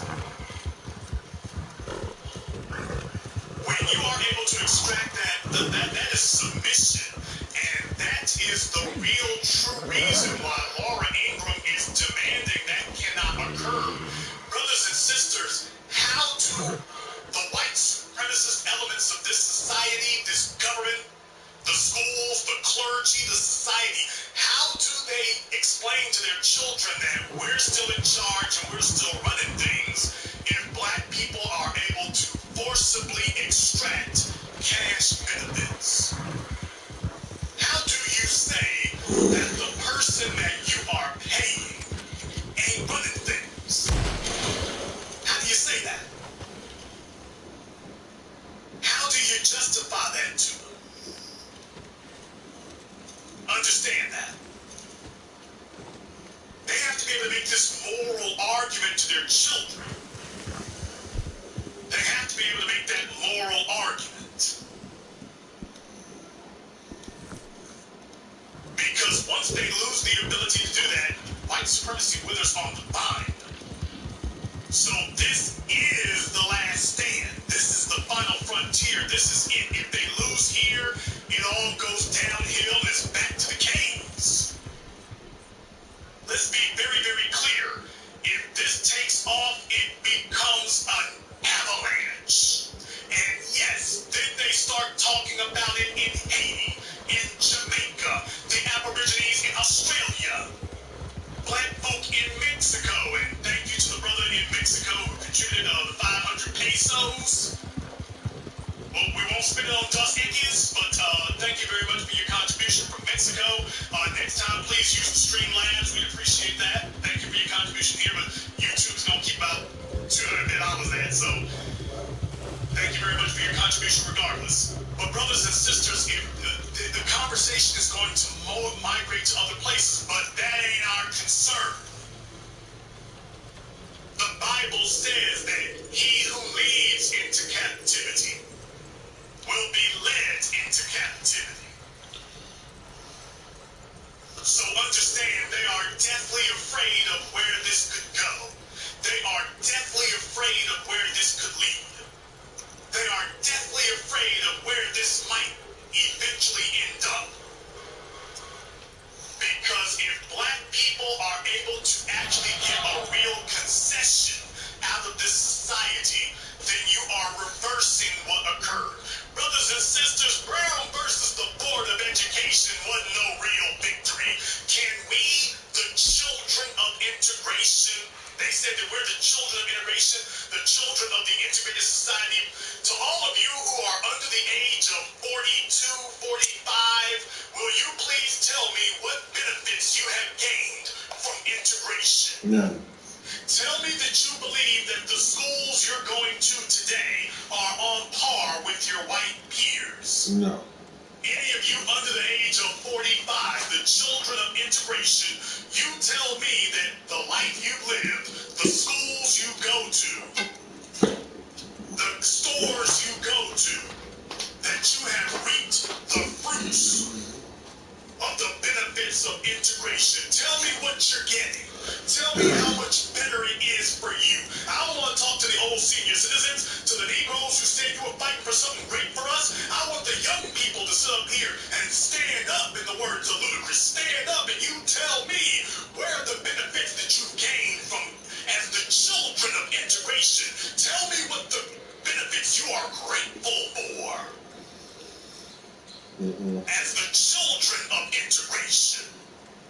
Nope. That they're trying to convince you all that you should be grateful. That integration was a win for you. So I want to ask the children of integration, those of you in your teens, your 20s, your 30s, your 40s, tell me how grateful you are for integration. Since they're trying to tell you that integration was reparations. For those of you who may have gotten an affirmative action benefit, the one or two of you had to fight past the white women and really got them, tell me how grateful you are for your integration affirmative action benefits. As the children of integration, tell me all of the grand benefits that you've reaped that you're grateful for. Because they're telling us that you've reaped benefits that you're grateful for, and that everything is happy-go-lucky out here right now. So go ahead and tell me exactly what you've reaped for it. I want to know what it was that you got out of this that you're so happy about. That's what I want to know. I want to know, go ahead and tell me as the children of integration, what are you pleased about? What are you happy about? What do you have to be happy about? What do you have to be grateful over? Because I got a bunch of people telling me that you're supposed to be grateful. Well, let's go. They want to do these polls and do these surveys. Survey the average black person under the age of 40. You know the one now, I got to remind you here, just like I said about the Russians who lived in the Tsar, we are really the first generation of black people who did not live under segregation. Mm-hmm.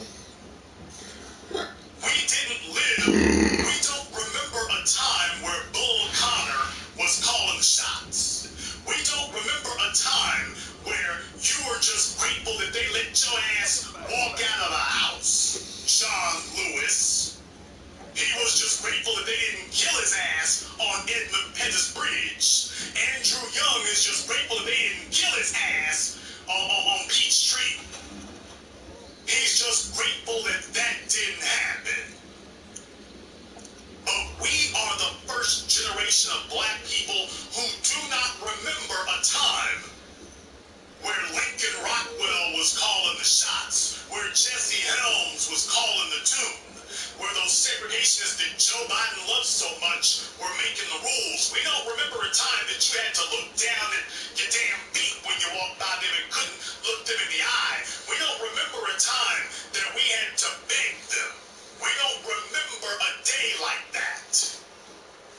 Even though we are still the poorest people in the country, we don't socially have a frame of reference where we had to prostrate, get up, where we had to bow ourselves down to them.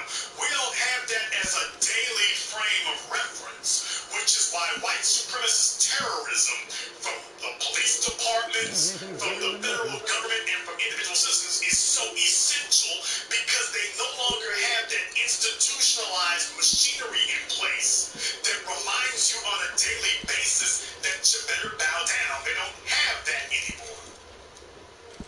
And because they don't have that anymore, they are unable to enforce it.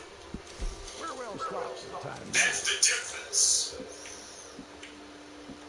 They don't have that to depend on anymore. That's the problem. You've got a generation of black folk who don't remember a day and never lived under a time when you were directly calling the shots. And so now we deal with you differently than our fathers, and our grandfathers, and our great-grandfathers did. Or let me just say this to you more directly. We don't remember a time that we needed to be grateful to Franklin Delano Roosevelt for allowing us to, quote, integrate his military and go fight his wars and call that equality. There ain't a black person under the age of 45 who thinks that we need to be grateful to Franklin Delano Roosevelt.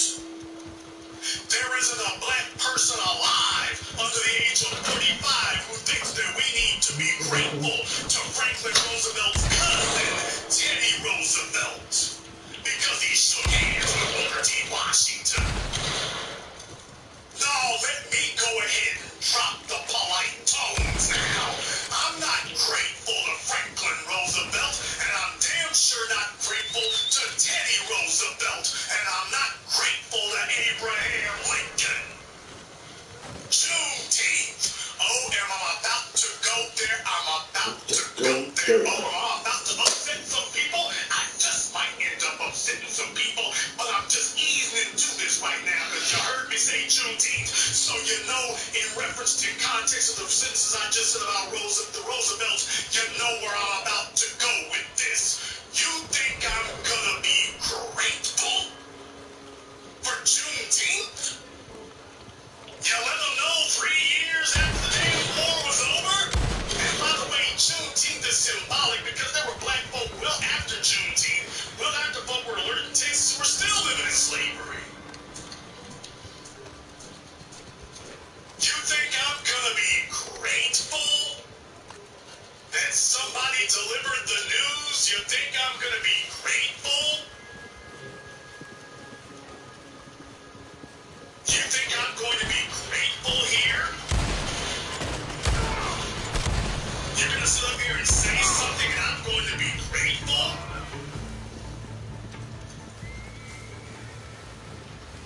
Hell no. I'm not here to be grateful for that. I'm not going to be grateful for that at all.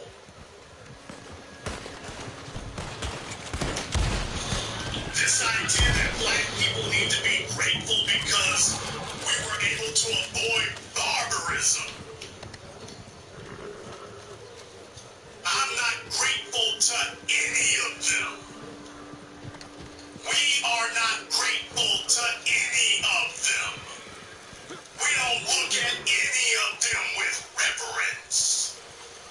We're not singing no songs and dancing no jigs for Lincoln, the Roosevelts, Kennedy, or anybody else. The children of integration have a message to deliver to the society that believes we're supposed to be grateful for integration. You can kiss our unintegrated black asses. And no, I don't need any advertisers to sponsor this program. So YouTube doesn't have to monetize this. I'm not looking for any sponsors or any advertising for this message. Not looking for that at all.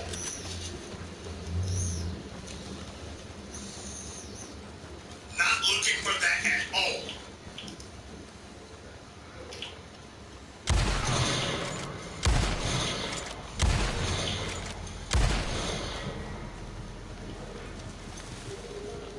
The children of integration are saying that to you.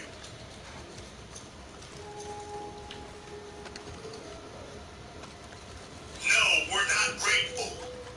No, we're not dancing. Yes, Laura Ingram, you're worried. You should be. Yes, Laura Ingram, you're scared. You should be. Yes, Bill O'Reilly, you're scared. You should be. Yes, you're worried and you should be worried. You're concerned and you should be concerned. You should be concerned about this. Absolutely, you should be. Yes, we're talking in ways that don't bow and sway but are not psychologically subservient. You're worried to death. Yeah, you need to be. Yes, you are worried that the day of reckoning is here. We're not there yet, Broadway. We're not there yet, but we are on our way. And so, yes, you can be as defiant as you would like to be now. You can be as openly hostile as you would like to be now. You can say nigga all you want to now. You scared our fathers and grandfathers, a lot of them. Not all of them. Malcolm X's and Huey Newton's getting scared there. But there's yes, let's be honest. John Lewis was the rule. He wasn't the exception. John Lewis among black society was the rule. He was not the exception. But you might have been able to scare previous generations by communicating to them that you were unhappy. It ain't gonna work this time. This time, it's not going to work. It it's not working for you. So yeah, you have every reason to be worried. You have every reason to be very worried. Every reason. No, we're not backing down from it. I prefer my white supremacists to be honest. I prefer my white supremacists to be upfront. I respect Laura Ingraham and I respect Bill O'Reilly a hell of a lot more than I do Bernie Sanders and Joe Biden, although my respect for Joe Biden is growing. I used to be able to respect him a lot more. Under Obama, he was this unrespectable phony. He's starting to become respectable again because he's starting to be honest. I have no fear of an honest white supremacist. I have no fear of someone who flies their flag openly and waves their banner openly. I have no fear of them. I don't like you, but I can respect an honest white supremacist so that I know where you stand. I can respect an honest white supremacist. I can respect one. Laura, you're not scaring us. You're not gaining our fear. You've only gained our respect. There is no fear aspect to our respect. Sometimes fear requires respect. Respect requires fear. In this case, there's no fear aspect to it. We don't need it. But I respect you for being an honest white supremacist. I respect you for saying up front what you really believe, where you really are. I respect you for doing what the overwhelming majority of the rest of white society will not do. You are actually willing to publicly defend the barbarism of European colonization that built America and the West. You are openly willing to stand by it. You're not whispering it behind closed doors. You're not saying it in hushed tones. You're not going off in private rooms. You are openly standing up for it. Now that is somebody I can respect. Now that I respect you, it is time to go back to our original position. Laura, you are respected, and now you must be defeated. Now that doesn't change. Whether you are an honest white supremacist or a dishonest white supremacist, we'll snip you out either way it goes, but congratulations, you are respected. Now you must be defeated. Now we gotta topple you. Now we just have to defeat you. And that was already the agenda. But I just thought I would stop for a few moments and tell you, yeah, by the way, we respect you as we give you the business. We respect you as we defeat you. You are going to be a respected enemy, but you are still going to be a defeated one. In the great Japanese and quite truly African tradition, she will be a respected opponent as we stand over her defeated social corpse. You fought strong, you fought well, you fought gallantly. You lost, in the words of Alistair Thorne from Game of Thrones. You fought, you lost, now you rest.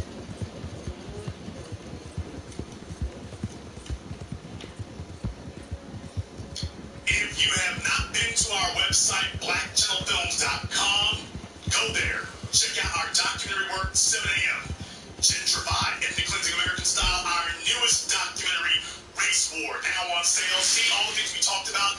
The special edition of Race War is available with footage that was not in the theatrical version or the movie-only version. You can hear what Richard Spencer had to say in depth. Everybody has been raving about it. It's been an Amazon bestseller, so go and see what everybody is talking about. Race War, now on sale now. And if you are new here to the Black Channel, welcome to the Haven of Intelligent Black Thought. Welcome to people who are not just sitting here screaming platitudes, epithets, or invectives. Unapologetic, unadulterated,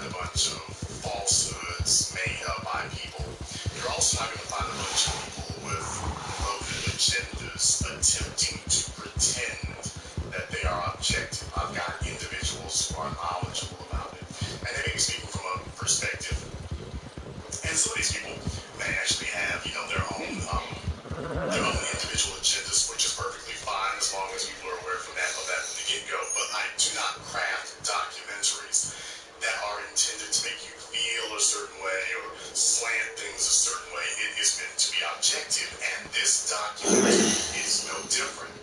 And let me be the first one to tell you all right now, we got 2 card-carrying, platinum-plated, not gold-plated, platinum-plated white supremacists in the film, the 2 preeminent white supremacists of our time. Richard Spencer and Jared Taylor are both in the film, and we talked to them at length. There's not a bunch of editing of them. There is no chopping up of their words that occurs. They are allowed to speak and express their thoughts, and to be quite frank with you here, they're allowed a generous amount of screen time, even though there's only 2 of them in the film. They're allowed a generous amount of screen time. Consider this to be white affirmative action, if you will.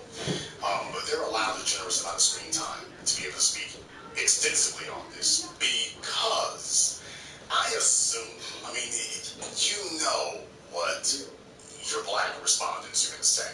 You know that. What we tend to do as black society, when we do put together documentaries, I've said this here before, how can you make a film about white supremacy without speaking to white supremacists? We know what black folk are going to think. What we need to do is bring in the white supremacists, bring them in, question them, but they need to be questioned by competent, intelligent black people, which is what does not happen on network television. It doesn't happen anywhere else. They need to be asked questions that are placed to them competently so that you can see what the real perspective is on it.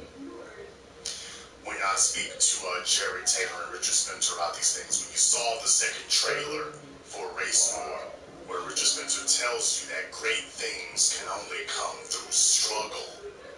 So when you are resistant to the idea of warfare and conflict, he's telling you that not only is warfare and conflict essential, it's desirable, because you cannot have greatness without conflict and without struggle. That's what he tells you. You can't have greatness without conflict, without struggle. So what does that tell you? That you are encountering a person who measures greatness through conflict and through struggle. That's what he's telling you. So it is important that you understand that you are not going to be able to pacify this type of ideology, because it considers a fight to be the preferred, honorable way of dealing with things, that all the good things in the world come through fighting. So when you start talking about how are we going to reach peace, you need to understand the mentality of the people that you're trying to reach peace with, and it is important that that be expressed. When you hear Jerry Taylor tell you that white people as a group, if they continue down the road that they're on, within 200 years, white people will disappear. Didn't say they'll be a minority. Jesus, mother Christ, that if you don't do something radical now, that within 200 years, which is roughly the amount of time that America has been a country, in the last 200 years, white people rose to greatness, and in the next 200 years, they will vanish from the earth. Now, he means it when he says that, even though it is mathematically impossible, he means it. That's the difference. He means this. He means what he's saying. Mm-hmm. That's my point. He means it. And you need to be aware of that. The extent to which they're taking this, the extent to which they believe that. You are talking about genocide against black people, and they're telling, these guys over here telling you that if white people cannot maintain white supremacy, then that She wants to go in the bathroom, but if you go in there to go in the bathroom, genocide. this shit gonna be stupid again. And you need to hear directly from them, because your jury foreman, your school board members, your Democrats, your so-called liberals, where black people are being assaulted and killed in places like so-called liberal enclaves like San Francisco and Portland, Oregon. Yeah, that's a scary bitch. Yeah, that is scary. These people see things. Yeah. Conservative. Read that one. Often kept the dead alive, separate further and revealed So my documentaries sacrilegious cult of the seventh generation, money and connection to Syrian murder. He prophesied the mercy of cleansing of the sin, which Arthur believed would take the form of a mask. Killing his inner circle, the forehead branded with the inverted seven are feverishly devout and heavily stop him before his mercy comes to you in yours. Yeah. Therefore, if you don't know what Rahowa is, you can go and Google it. Mm-hmm. But it's the longest chapter in the film.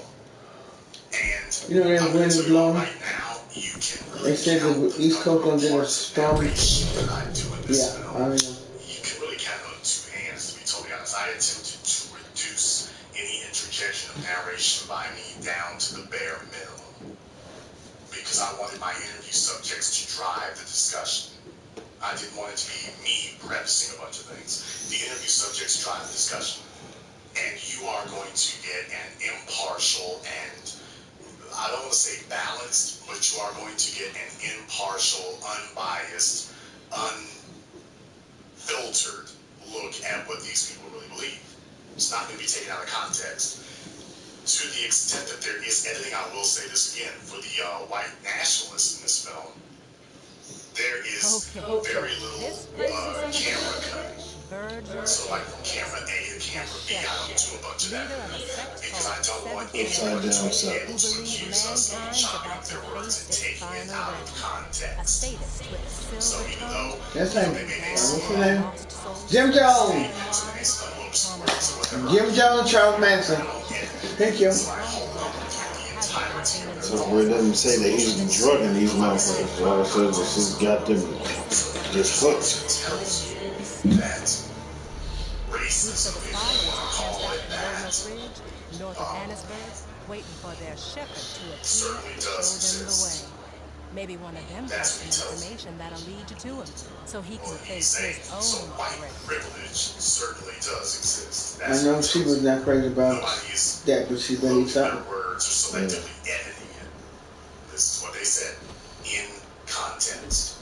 Brought to you directly from black media so that we can follow up with the right questions. We ask the right questions in the first, and then we follow up with the right questions. But unfortunately, you gotta understand, these are not people who believe in competition. These are not people who believe in fairness, as Richard Spencer told you. He doesn't believe in fairness. These people do not believe in fairness. As a matter of fact, they think that not being fair is a virtue. Thank God, brother Jason Reed, going through this, he was Googling race war the other That was day. just riding, horse riding place, right down the street from where we live. It was on, hold on. There is a r/debate alt-right. They was on some people there as well. But, apparently yeah, you can go ride a horse and use the bareback over the saddle. How could they stumble upon it? Because, of course, they're probably Right down the street. race war, of course. They cost $100 or something like that. About 45 minutes. Right up down with the ride the horse. Yeah. Links. Like I said, I want to remember everything. Oh yeah. Cause you, how much of it?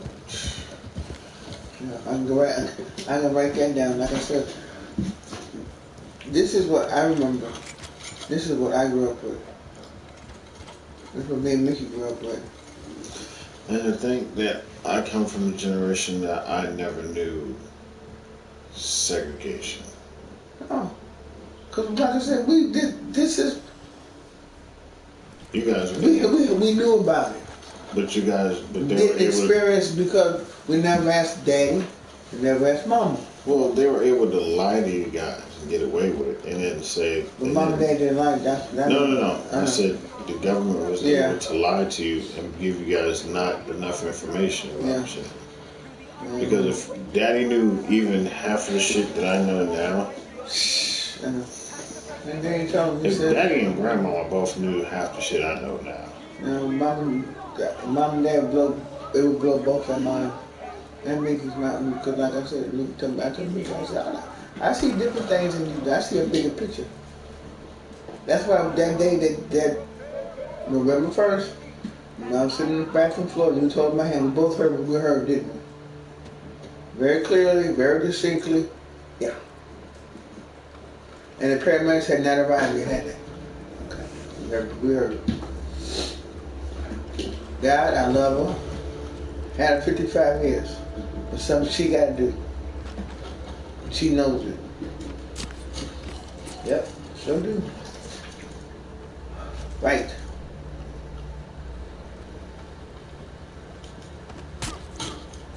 right in his heart. That's the bad guy? That's one of them. That's a dick shit. Come here. Yep, that's him. No, that's one of them. One of them. We got all of them. Yeah. I like him. Love you too, man. Nothing out. Yeah, I ain't eating. I know because she was not eating enough. She's not eating enough food anyway. Crazy stuff.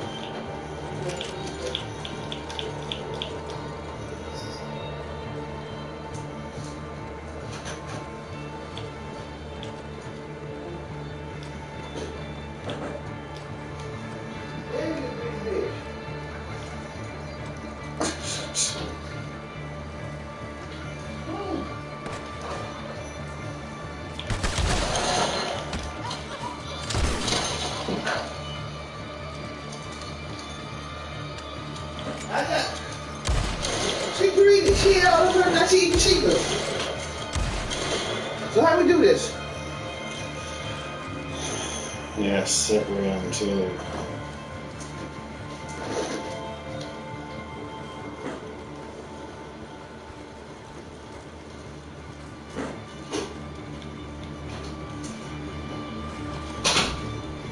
Yep. You stay in here for a minute, huh? Clean the kitchen.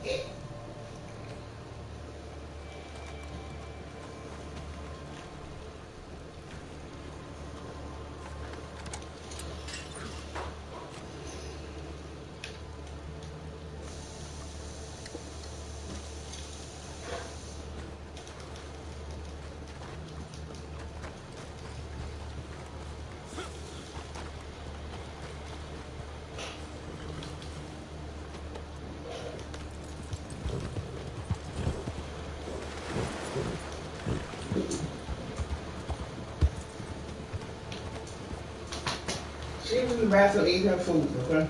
Okay. You don't go in there.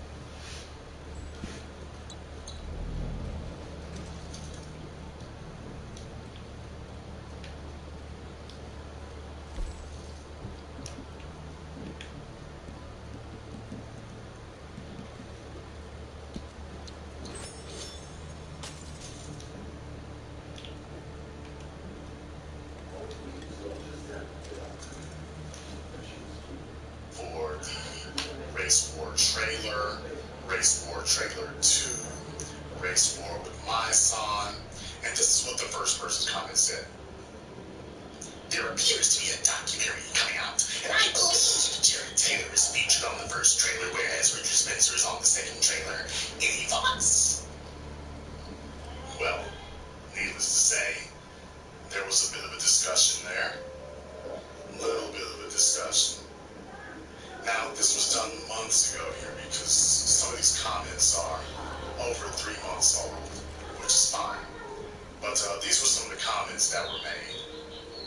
Looks like black people are getting ready for some type of racial conflict. Guess we, the alt-right, are on the right track.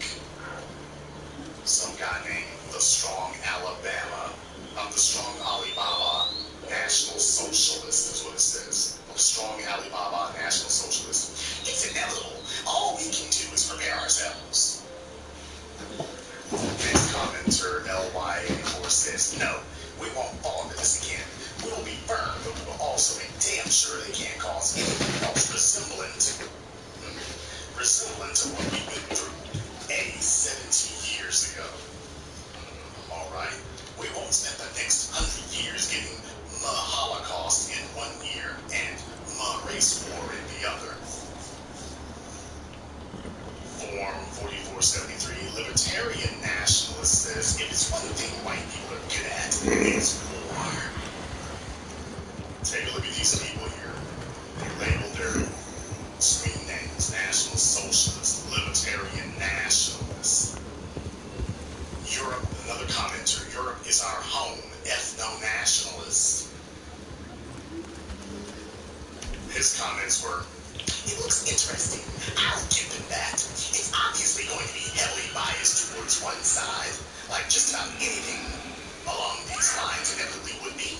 But I may still give the watch. I'm just waiting to see how they edit what Richard Spencer and Jared Taylor say in order to make it sound awful. It always happens. I'll also say that a lot of the blacks they showed throughout those 3 videos are the typical ones you find, which sit there believing that whites are on top and they're on bottom simply because of policy that's keeping us there, when there's plenty of policy in place that does the opposite. Seems like a lot of the blacks points will be rooted in the notion of false information as we see typically. I'm just going to hope that maybe Spencer or Taylor can get a bit through whatever editing or biased audience may watch and potentially slip a few red pills to a couple of people who watch it, however unlikely that is. Now, this underscores the real problem in the emotions and the psyche of these people. This underscores the real problem. The real problem with these individuals is that they tell themselves, they believe and they tell themselves that the problem isn't white supremacy, white supremacists, racism. That's not the problem. That these are all perfectly natural and that it is the natural state of being and that everyone actually wants it.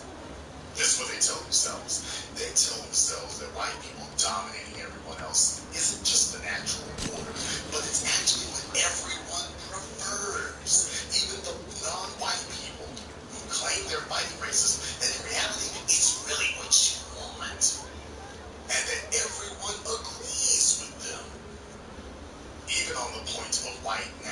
was white supremacy and white oppression of black people, that in reality we all agree with them. And that the problem isn't white supremacy. The problem is outlets that make them look bad, or, oh, well, you skewed it a certain way. When Richard Spencer sits here and tells you straight out, I don't believe in fairness, there's nothing more to be said after that. I don't believe in fairness. When I asked about the Confederate flag,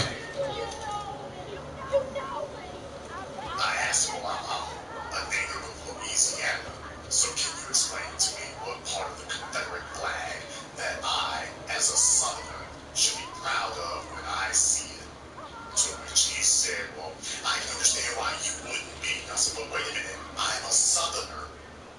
Like your family, I'm a Southerner. And then he said, well, this is why race is more important than region. So you see, he and I can be born next door to each other, but as far as he's concerned, only one of us is the true Southerner. The other one is alien. An alien mistakes himself for a citizen, but he's an alien. No, that wasn't twisting his words. It's like Stephen Colbert said, they're claiming that you're twisting their words. I'm repeating what they said, and they're saying that you're twisting their words. These are individuals who are so used to having their way, to the defiance of all logic and reason, that they are accustomed to the idea that when they say something, everybody just has to go along with it. It doesn't matter if it's to the harm and detriment of people. They are accustomed to having their way, even if it's completely and totally irrational. We should just have our way regardless, even if it's irrational. Just do it anyway, even if it's irrational. This is how far off the deep end against logic and reason and sanity white supremacy is. They literally sit around telling themselves that everybody wants to be dominated. That these people actually prefer it like this. That everyone really idolizes us, and they want to be our whores. They want to be our slaves. And that it's got to be propaganda if anything speaks against it. Forget speaking against it. If you don't like white nationalism and white supremacy, then it's because, well, the film was selectively edited to bias you against accepting oppression and slavery. This is what they tell themselves. You actually want to be oppressed and enslaved. And if you claim that something you heard you didn't like about it, well, the problem is how it was presented to you. But if we can just, change the way it was presented, you'll be on board. This is literally the way they talk to them. They believe themselves. After talking to Jared Taylor, it was clear with him, he truly does believe that it isn't that you all, that if he just says it the right way, you all believe that black people are just genetically inferior, that he's just got the Midas touch, and if he explains it the right way, you all will, that it's perfectly reasonable for you all to accept it. This is literally what they tell themselves. Another commenter, AOIP2337 National Socialist, looks biased. Superior memetics.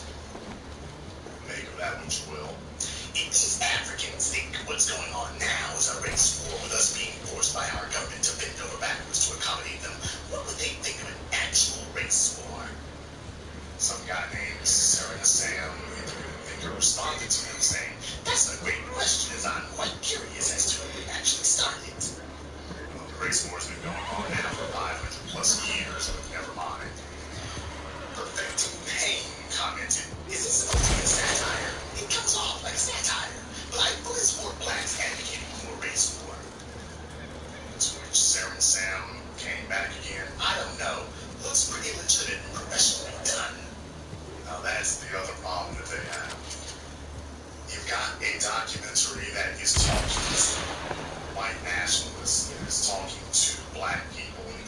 like somebody holding up their cell phone, Sony handy YouTube.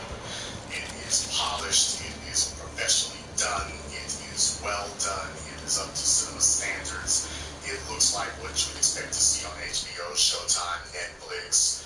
It's right up there where it should be. So it has to be taken seriously. No, you're not going to be able to sit up here and play dumb. Is this a satire? You would be commenting. If you thought it was a satire, you'd be talking about how funny it is. So that's, like I said, you're not going to be able to talk this one down. You won't be able to do that. Now, another commenter, this is right after Sarah and Sam said, I don't know, looks pretty legit and professionally done. Very next person, actually looks good, to be honest. It's biased, but it doesn't seem to wrongly portray Jared and Richard. I just wish they could have spoken about how white supremacy is actually Jewish supremacy. So, once again here, two people in a row talking about the production quality of it. This is why that's important. People will give your project the legitimacy based on the amount of work that they see you put into it. If they see you putting a lot of work into it, they are going to take it seriously because you're showing them that you take it seriously. So the amount of work that you put into it, the amount of effort that you put into it, that's the amount of seriousness that they are going to give it. So when we took out the time to talk to the principals, when they could see a John Baraka, when they could see my son, when they could see Yusuf Salam, when they could see Joe Brown, when they could see Kaba Kamene, and then when they could see Jared Taylor and Richard Spencer, you realize this is going to be a comprehensive work. What they're afraid of is that they don't. Here's the real issue that they have a problem with. They don't know who made this. They don't know who made it. They're used to these so-called documentaries where you have white supremacists on one hand, and then you have white liberals, white so-called liberals on the other, speaking for black people. That's what they're accustomed to. They're accustomed to the idea that white supremacists speak against us, and then they get some hoity-toity white professor intellectual to sit here and try to intellectualize white supremacy and talk about how it's classism, and this is just the downtrodden, and so on and so forth. They're not accustomed to the idea that a white supremacist speaks, and then black people who have credentials in the black community will be speaking for black people. That's what they have a problem with. They're used to documentaries where white nationalists speak, and then they get white people to speak for black people, quote unquote, in our defense. They're not used to the idea that we put this together. We question the white nationalists, and then we get black people to speak in black people's defense. This is new. They're not used to that. They're not used to that at all. And it worries them to see that. It worries them to see that there is absolutely no white input whatsoever in what black people are going to say to respond to this. Remember what Neely Fuller taught us? Neely Fuller taught us that white supremacy takes both sides of an argument. Well, I just explained to you exactly how that works in documentarian form. When they talk about these types of documentaries, they're going to get white people, or at least non-black people, to speak for black people. So in reality, you got the white supremacists on one hand, and then you got your liberal, soft-core white supremacists on the other hand, who will push back against some of the extremism, but they are not going to push back against the system itself and declare that to be the problem. But it goes even deeper. We as black people do not need, nor do we require white people to speak for us. We are fully capable of being able to speak for ourselves. The problem you have here is that they're not offended if a white person has to execute another white person that's offensive. Their problem is a black person having enough power to do that execution themselves. That's when they say, okay, let things get out of hand. It's gone too far. We shouldn't allow that. It's gone too far.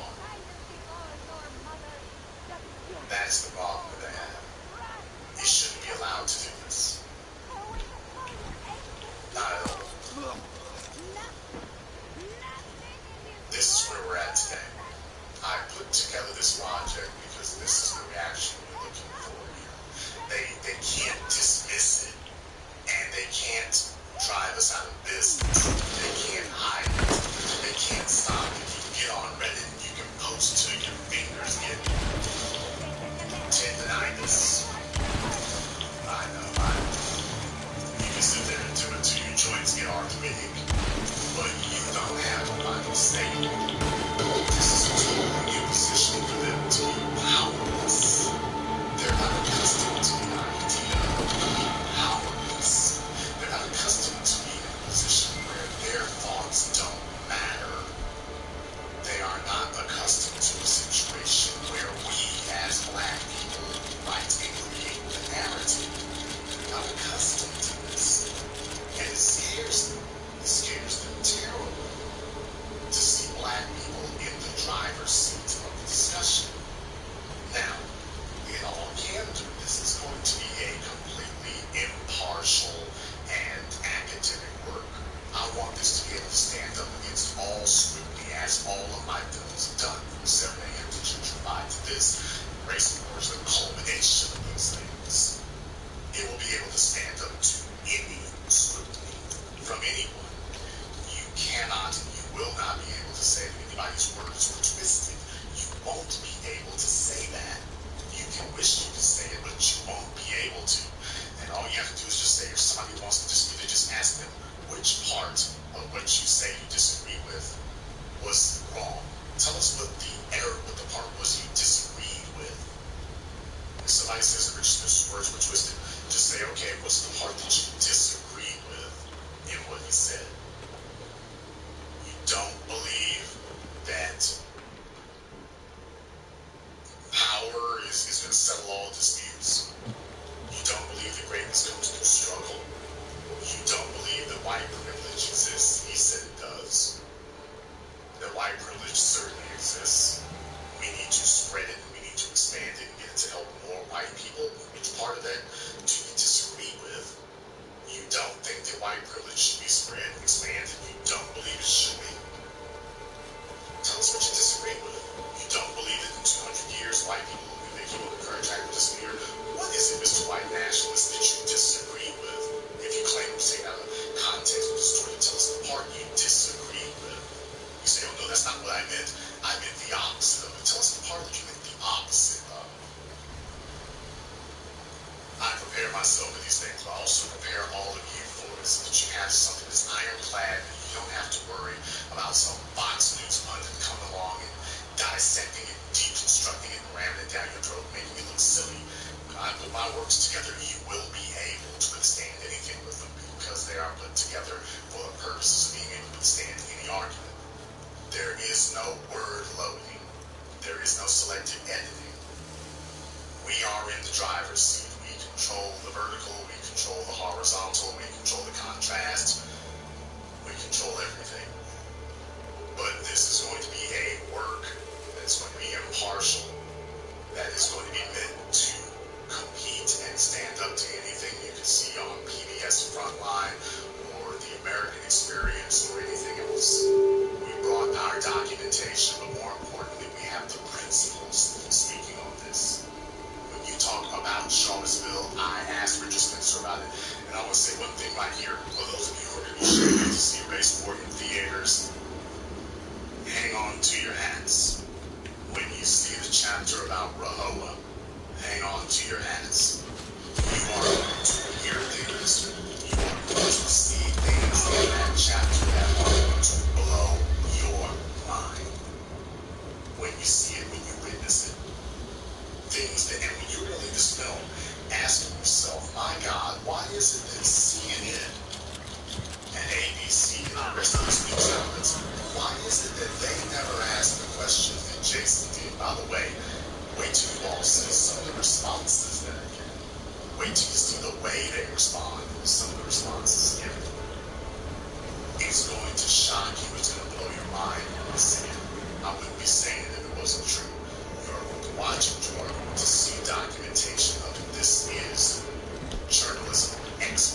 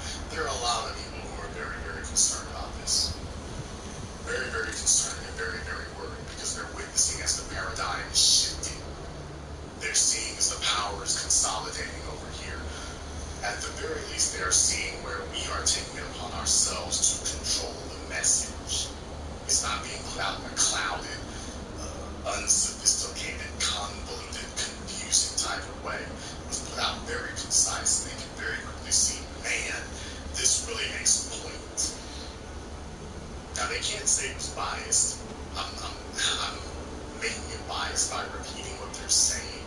Richard Spencer takes up the first third of trailer number 2 for Race War, playing his own words, biasing him.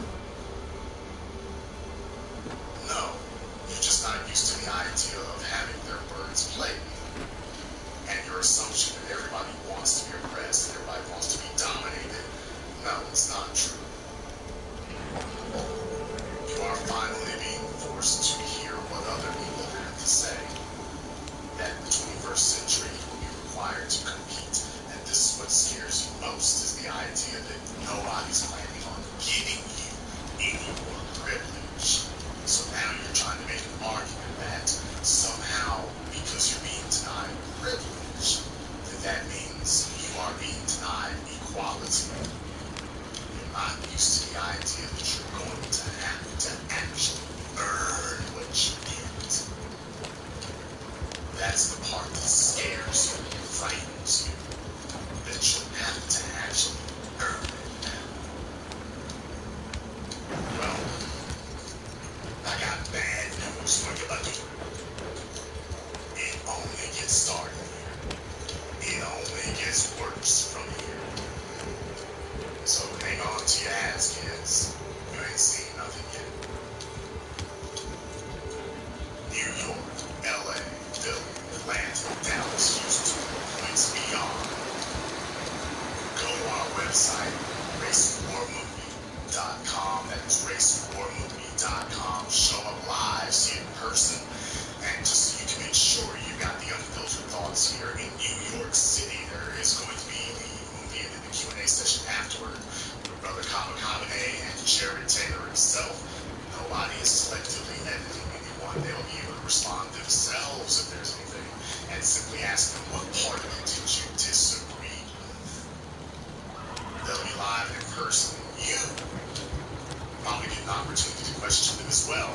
Where else you can get that? Los Angeles, California, Judge Joe Brown, Cheryl Dorsey, and others will be joining us in attendance there. Look, these are historic events. That's all I can say. They are the most historic events of our lifetime right now, and you are going to want to be there. You're going to want to be there. This is a work that will long outlive the rest of us because of what it's for. And I want all of you to take part in it. The most significant event of our lifetimes. Go to our website, racewarmovie.com. I want you all to join us. Bring 2 friends, bring 2 enemies, bring some black empowerment and business people, bring a couple white nationalists while you're at it. Go ahead and bring them in there so you can watch them sit and squirm as various parts are played there. When they're watching a film that portrays black people, that shows how intelligent black people are able to respond to these things. And when they take a look and hear a few things, realize, do you really want to keep trying to stand by white nationalism and white supremacy? Do you really want to keep standing by it? We'll see if you do. And this concludes tonight's program of the Black Child Out There Radio. My name is Mr. Jason Black, and as always, my brothers and sisters from around the world, remember, black is the future, and the future is uncompromising.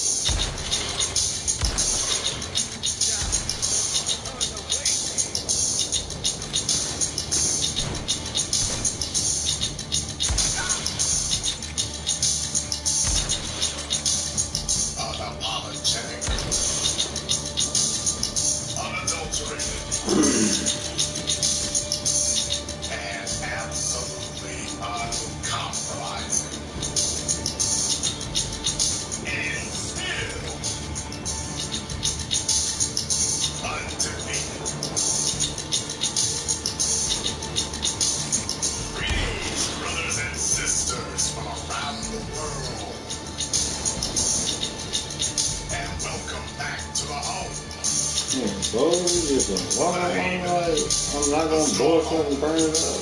And the everlasting super fortress of intelligent black thought.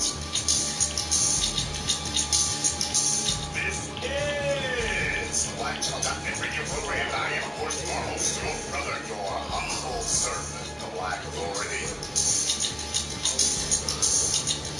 Here to discuss a whole lot of things with you here tonight, so sit down, sit back, strap in, and hang on tight. A lot of ground got covered here, so definitely I'm glad to have you with all of us here this evening. I might even take telephone calls, so get but definitely there's a whole lot that we want to cover here tonight, and definitely for those of you listening live or recorded, you need to have yourselves here click the like button. That's going to be important as well. And as always in the chat room, stay on topic, stay on code, or you will stay out. No foolishness to be tolerated here. All right, let's go ahead and get right into it here, people. Last night, if you did not see it, if you did not witness it, if you were not there, you missed everything I told you that it would be for the world premiere of our new documentary, Race War. It has got absolutely nothing but rave reviews. Absolutely nothing but rave reviews from everybody who has seen it. It has been a charge force. It was everything and more that I thought it would be. It's accomplished what I wanted. As far as the message and the people loved the pacing of it. They love the comprehensiveness of it. They love the production value. Oh, you funky bitch. Their wild and their money. And it became important. They've also got to enjoy the Q&A session afterward. So that's definitely a huge bonus. And I want to review a couple of things. I don't want to be endlessly redundant. Just generation and a new world shall be. But what I do want to do is I do want to just review things. Mercy me. For the people who didn't get to see whatever, this was the scene outside of the historic theater. And the man, This shit looks mean. he could scare fresh. She jumped off the windowsill and sent out the pray. And so what the heck was that? And she like, fuck all that bullshit. That's the menu, baby. When you have a situation where black folk are lined up down the line, and just so you can see what it says here, on the marquee, there is a marquee right there, you can see it for yourself. That's it, yes. But Michael, Yeah, I ain't got no food in here. ain't no food there. Right there for the whole world to see. You ain't on your food. Yeah, really. You really have to. I ain't trying to eat Sheila's food. That's why I put Sheila in my shop. And if I gotta put a food up, I put a food up. Yeah. It's nothing for you to eat because you ain't on your food. So this isn't something that got some minor attention. This wasn't some little thing. This was the large auditorium at the SVA that was sold out. And the local media, of course, played the game they always play. They pretended they didn't know it existed, and then came running at the last second here. Okay, we couldn't snuff you out by ignoring you, so But I felt we needed to go a little bit further. Now, if you all would take a look on my Facebook page, you'll notice I said if you weren't in New York tonight, you missed a lot. And for those of you who are in New York, don't be surprised if there are a few surprises. And for those of you who showed up today last night, I think you saw that you lived up to expectations and then some. Because you got to see a demonstration of something that you are not accustomed to. That black people sitting in an area dominated by Europeans are able to take control of the situation and exercise power to show exactly what I mean. What I want to do is I want to play some audio for you from the event last night when the Q&A session started. Now, I told you all, Vice TV has been snooping around and sniffing around. They've been doing all kinds of nosy business. And they asked if they could show up for the premiere of PS4, and I said, of course you can. As a matter of fact, I'm going to send you right here in the front. This is a house. Oh, yeah. Absolutely. You are too strong to be human. Of course. Of course. You see, you all are not accustomed to that because you all are accustomed to walking into somebody else's house and accepting their invitation. You are not accustomed to being able, when you're dealing with members of the Dallas Society, of controlling the house. You aren't accustomed to that. So when you hear that person say, you're big bad, no, you're not. Because you're up against intelligent black society. You cannot stop. You're walking into my house. Sun will rise again. I said the ground rules here. I know you're coming. So this is what occurred last night when Vice TV showed up at our event. Very glad to have them there. And my moderator, Thomas, Let me throw chicken. But I don't want to let him mess with me. Because I don't know if she's still eating the food, bro. Yeah, let her enjoy the food. Yeah.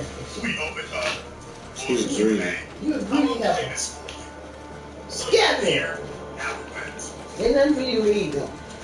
This was live at the event. For those of you who listen to a live stream of the event, but this is live from the event last night of the Q&A.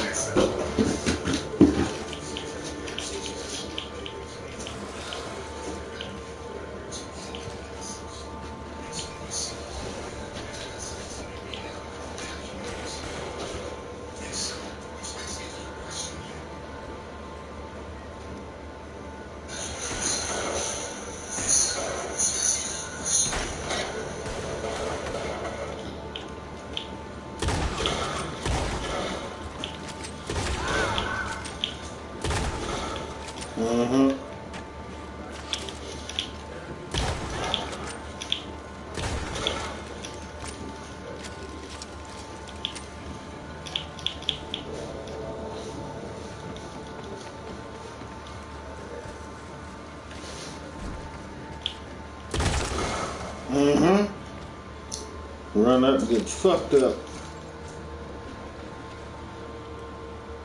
Come on. Talking about these psychotic motherfuckers. I'm gonna get some cookies. Guess who jumped on the camera? Her. Yeah.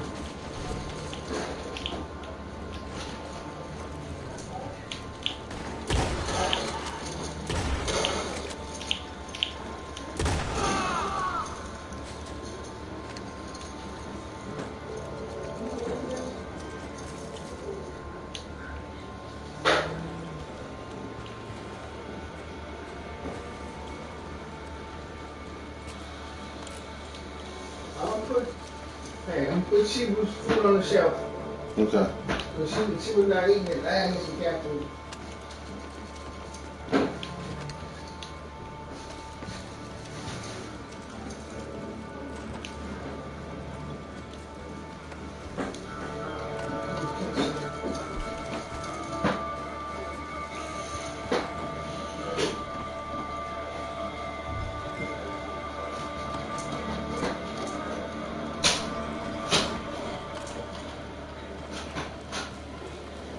They're all gone. My children of light. If Festa eat cheaper food, Festa eat cheaper food. I'm not.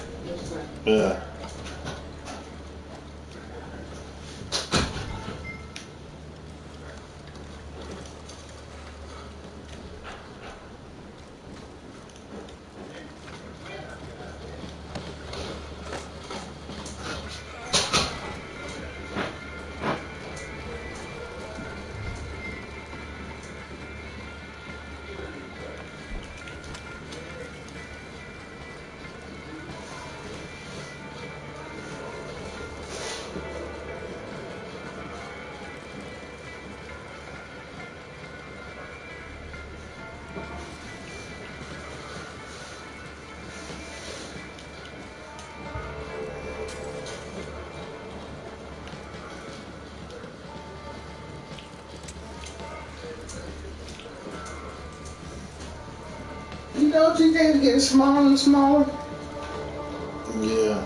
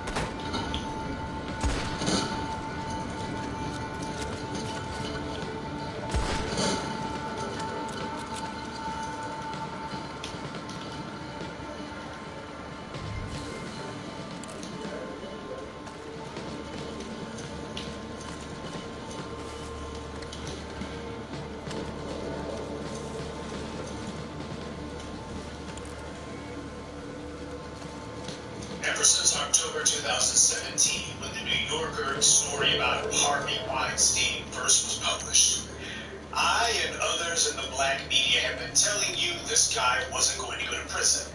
Because you see, when it comes to any sort of scandal that seems to be touching white men, especially white men in positions of power, they always turn it to black men. The first time that sexual harassment was in the public eye as a national issue, they were putting on a black man, Clarence Thomas.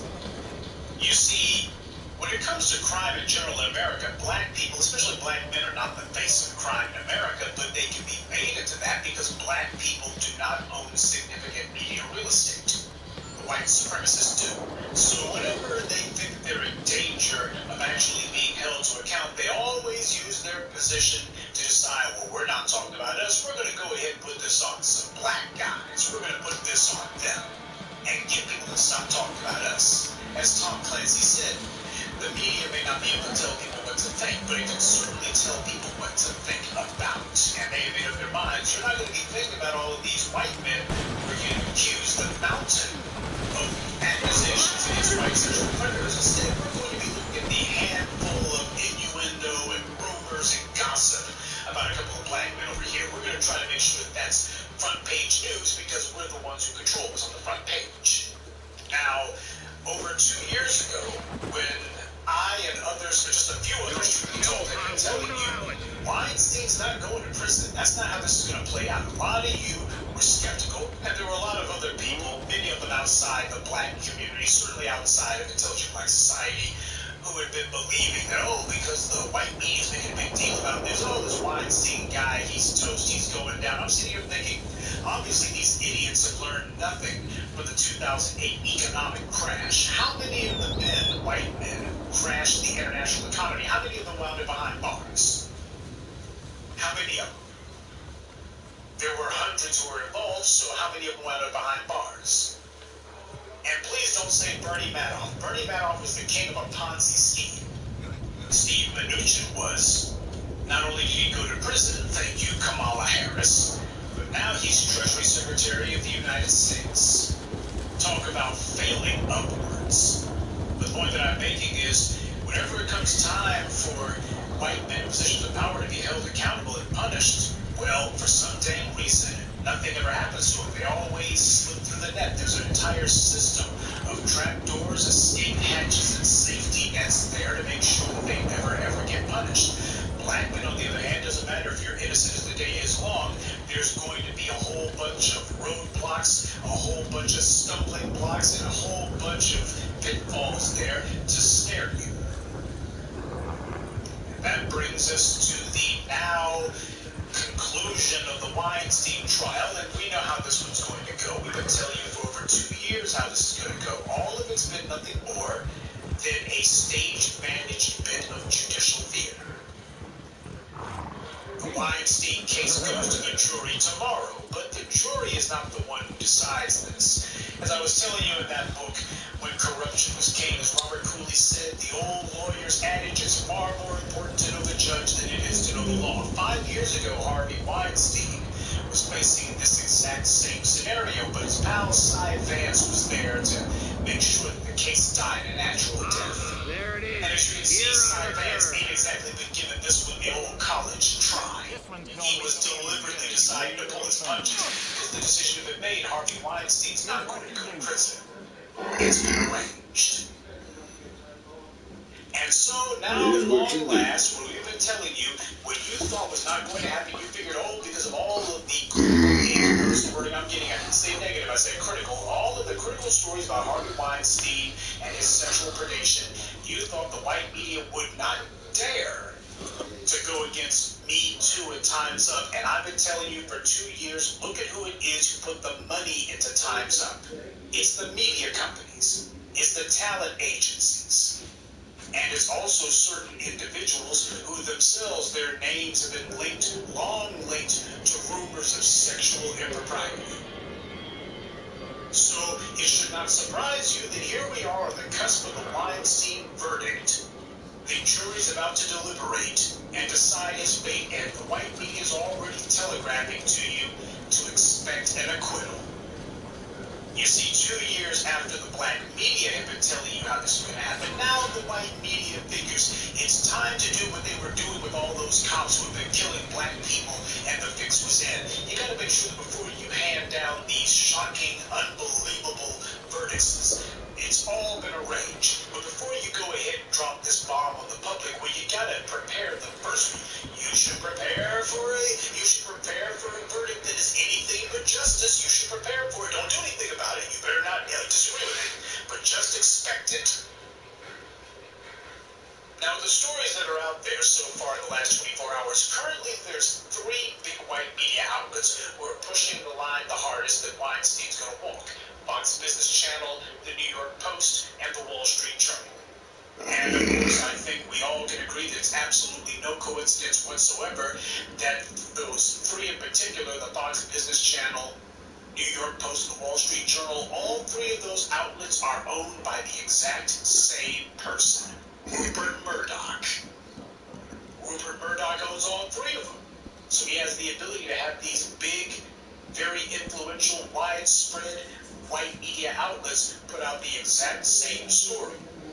You're not getting 3 points of view when you look at Fox Business Channel or Wall Street Journal and the New York Post. You're getting one viewpoint, Rupert Murdoch's, being pushed at you by 3 of his sock puppet flunky entities, 3 subsidiaries of News Corp. So you got 3 different alleged different voices, all saying the exact same thing. Now, as Dr. John Henry Clark taught you, the reason this is going on is because somebody wants this out there. And notice how the rest of the white media is not coming down on Fox Business Channel or the New York Post or Wall Street Journal and saying, how dare you guys imply that this admitted sexual predator is going to get all the water? Are you wanting him to? Oh, yeah. It's almost as if the white media is giving their silent complicity, because that's what it is. Silence equals assent.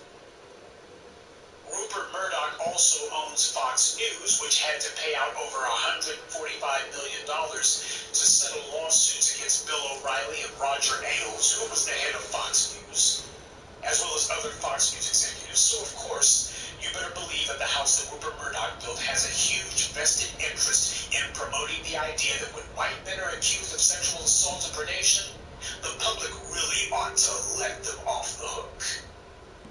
This has all been part of the plan. Every time it came time to talk about Harvey Weinstein's latest courtroom news, all of a sudden HBO puts out a special against Michael Jackson, a pack of lies against him, so we can talk about something else.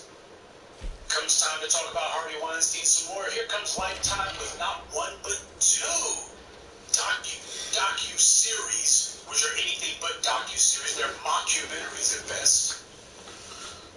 Just a whole bunch of accusations. Not anything that actually resembles true evidence, but the only thing that's true is that these females said it. That much is true. But just a steady drum beat. We're not talking about Matt Lauer. Instead, we're talking about Tavis Smiley. Every time it came time to talk about Weinstein, the white media uses their monopoly to change the subject, or at least try to raise up some sort of white noise. And now you see why. For the last 2+ years, we haven't really been going in on Harvey Weinstein because the white media has deliberately decided that they would not report on it. And if somebody brought it up, well, we're going to talk about some black man. Well, we're not talking about Harvey Weinstein. Rupert Murdoch's publishing empire are merely the most vocal cheerleaders for Weinstein. The rest of the white media is being real muted in their criticism or condemnation of him. And that's by design. None of them are licking their chops in anticipation of a Weinstein guilty verdict. Notice that. Nobody's doing any stories about what's going to happen after Weinstein goes to prison. What kind of prison do you think he's going to? How hard a sentence do you think he's going to get? They're not doing that because to do that is to raise the public's expectation that he's supposed to get punished. To do that would be to feed the public's desire and expectation and anticipation that a guilty verdict is coming and he should not get off the hook. So instead, the white media is not talking about what kind of punishment do you expect him to get. The white media understands precisely what the mass psychology of a group is. They understand exactly how group psychology works. How do you feed and raise and elevate a particular set of expectations among a group, and how do you suppress a particular set of expectations? You talk about what kind of punishment Weinstein gets, you're creating a presupposition that he's going to be punished. And hence you're also setting the stage for outrage if he is not. On the other hand, if you decide to let Rupert Murdoch's propaganda mills put out there, don't expect this guy to go to prison. I don't know what you're expecting, but I can tell you what not to expect. Don't expect him to go to prison. And the white media does not push back or doesn't, and nobody says anything to the contrary. Now you're creating the presupposition that, well, this white guy with money. Well, let me tell you something. This ain't about money. Bill Cosby's got money, and he's sitting in prison right now. So I've had some fools who've been trying to push that line. Bill Cosby, he ain't got as much money as Weinstein, no. Brock Turner doesn't have as much money as Weinstein, and yet Brock Turner did spend a day in jail. Kevin Spacey doesn't have as much money as Weinstein. What happened to him? They just stopped talking about it. You have a whole bunch of lead pipe babies. Bunch of crack babies out there who are letting their Twitter fingers run wild. These people are the same ones who have been saying, probably believe that Weinstein had a story to keep the hell going to prison. The question here is not a question of money. It is a question of color. That's how the system works. That's how the system operates. If you're black, your money doesn't protect you. The white media is not interested in R. Kelly because he's a famous black man. They're interested in him because he's black. That's the first thing that draws their interest. Or have you missed the fact that whenever you turn on the nightly news, they don't care about how many white people shoot folks. They don't care about how many white people engage in running of drugs, meth, child molestation, but they are concerned about some black person who's accused of sticking up a liquor store. And that will always lead the nightly news. It is not about the crime, it's about the color of the accused. This is social engineering, to force the public to accept that if the accused happens to be a white man, particularly a white man who happens to be in media, then no amount of evidence is going to be sufficient to put him in prison. That's what's happening here. Social programming. As human beings, we're creatures of habit. creatures of repetition, and as we all know, repetition is the mother of learning. If you keep seeing white sexual predators who everyone knows are guilty of sin walk out of court free time after time after time, then the public becomes conditioned to accept that outcome. You can desensitize the public to practically any condition. Let them keep seeing that a certain demographic is expected to walk out of court, and the public will be outraged the first time it happens. And then almost immediately they will just accept that as well. I guess that's just how it is. You pay the price. We have a not-so-quiet conspiracy of silence. We happen to have an agreement, an unspoken agreement between the white media and the dominant society. They understand exactly why the white media is obsessed with reporting on every feeble rumor regarding a black man, no matter how clearly false they may be. The dominant society understands completely that this is about changing the headline. And truth be told, they don't have to be forced to accept the narrative the white media is pushing, because they already want it. But they also know that the more black people point out the double standard, the harder it becomes to continue the lie. And that's the reason why they have to keep up a constant cacophony. They have to keep having headlines coming in the stream. They're in a very delicate point right now, and by they, I mean the white media. The propaganda arm of white supremacy is under threat. They need to keep the heat on black men and off of themselves. If the attention does turn toward the media, then it will lead to greater oversight. But worse than that, it will erode the white media's standing even more than it's already been eroded. On some level, a propaganda outlet has to have a certain amount of support, and if the propaganda mill happens to be engaging in all sorts of criminality, well, even the public that benefits from this going to be looking at going, man, these guys are a bunch of crooks. It's not important that the white media be virtuous, but it is crucial that they appear to be virtuous. This is what Niccolo Machiavelli instructed in his classic treatise, The Prince. He said it is not important that you actually be a virtuous man, but it is crucial that you appear to be virtuous. And what is true for the individual is also true for an institution. That's how this game works. As an institution, the white media does not have to be virtuous. Everybody pretty much understands that, but the thing is, they do, to a certain extent, have to be able to credibly present themselves as having some appreciable level of virtue. At the very least, what they cannot be is a place that is run through and overflowing with a whole bunch of rapists and sexual predators and perverts and deviants. That they can't have. Just like an actor, it's not important that you actually be what you portray yourself as, but you gotta be convincing. You can't be too convincing when you got Lester Moonves and Matt Lauer who are admitting to having preyed sexually on all women in the most grotesque of ways. A propaganda outlet knows that it's never a good thing when they are the story. The white media's brand is that they are an authority, and exposing their perpetual sexual predation destroys their credibility. It destroys their standing in the public eye. It becomes an elephant in the room. So this is potentially an existential crisis the white media is facing. When Matt Lauer or a Lester Moonves gets exposed, that damages the brand that this or that white media has. But when this behavior is shown to be epidemic across the board for all white media outlets, well, that destroys and undermines the white media itself. So they need a glittering distraction. And since time immemorial, the old standby, the golden blackjack that never misses, the classic distraction du jour, the big bad black man. Everyone knows that it's more or less a lie, but what they also know is that beating up on black men is a guilty pleasure that never gets old. You see, the vast majority of Americans do not know who Lester Moonves is, at least not without some help. But everybody knows who Bill Cosby is. And that being the case, the bigger and more prominent the black target, the better. Why did Harvey Weinstein, through his lawyer, give Cy Vance the same DA who is allegedly prosecuting him right $10,000 5 years ago. Well, the reason Weinstein had that done is because, as I keep telling you, the white supremacists understand that when it comes to their freedom, some things are simply too important to be left to chance. The women who we see, mostly aging actresses whose looks have faded and whose hotness has long since passed its sell-by date, they're still talking, but their rhetoric has an undeniable air of resignation to it.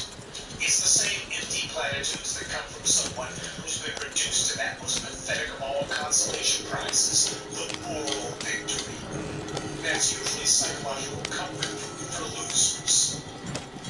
You see, while Harvey Weinstein is undeniably a sexual predator, it's also undeniable that his reputation preceded him too.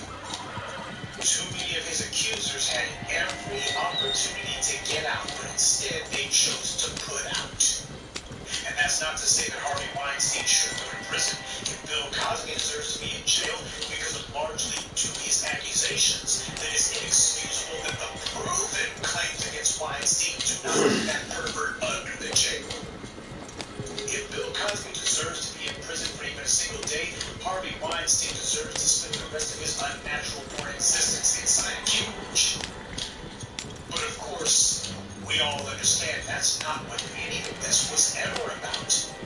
This entire quasi-judicial exercise that's been going on revolving around Harvey Weinstein, it's been a judicial immunity play that's been playing itself out. This has been nothing more than a media judicial operation meant to contain the threat of holding white men accused of a crime accountable, especially the crime of sexual predation. Kevin Spacey was just the thin end of the wedge, and since they control the media, which tells people what and who to think about, and they control the courts and the DA's offices, which administrate the injustice system, it is all too easy for them to orchestrate a bit of legal theater, a prearranged drama whose conclusion is to see the criminal go free.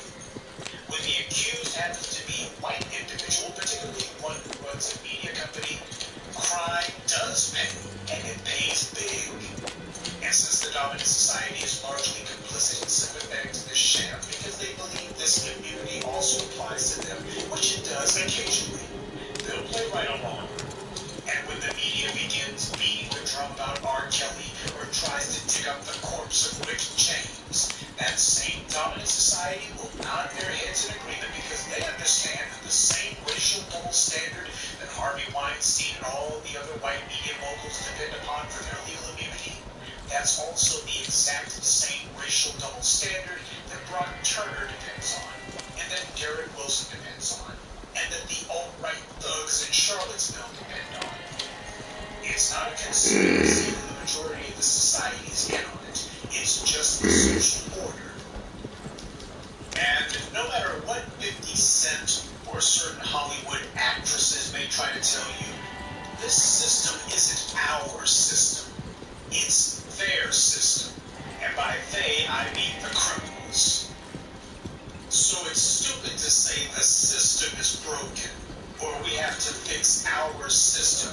You can tell that the system isn't broken at all by how consistently it works to lock up certain people and how consistently it allows others to go scot-free. The fact that we were able to accurately predict exactly how these events would play out years beforehand, that lets you know that it's all a con. The system isn't broken. It's not out of control. It is firmly under control of the white supremacists. How many Wall Street bankers who crashed the financial markets are in prison? How many of the white media moguls and white media personalities who have admitted to sexual assault and harassment and worse? How many of them have been charged, to say nothing of being put on trial? Jussie Smollett is on trial. Matt Lauer is not. Lifetime has made 2 miniseries about R. Kelly, but they haven't made so much as a 10-minute infomercial about molester movies. No, the system is not broken at all. It's working exactly the way it's designed to. As I've been telling you for over a decade, the laws weren't written to punish them. They were written to punish you.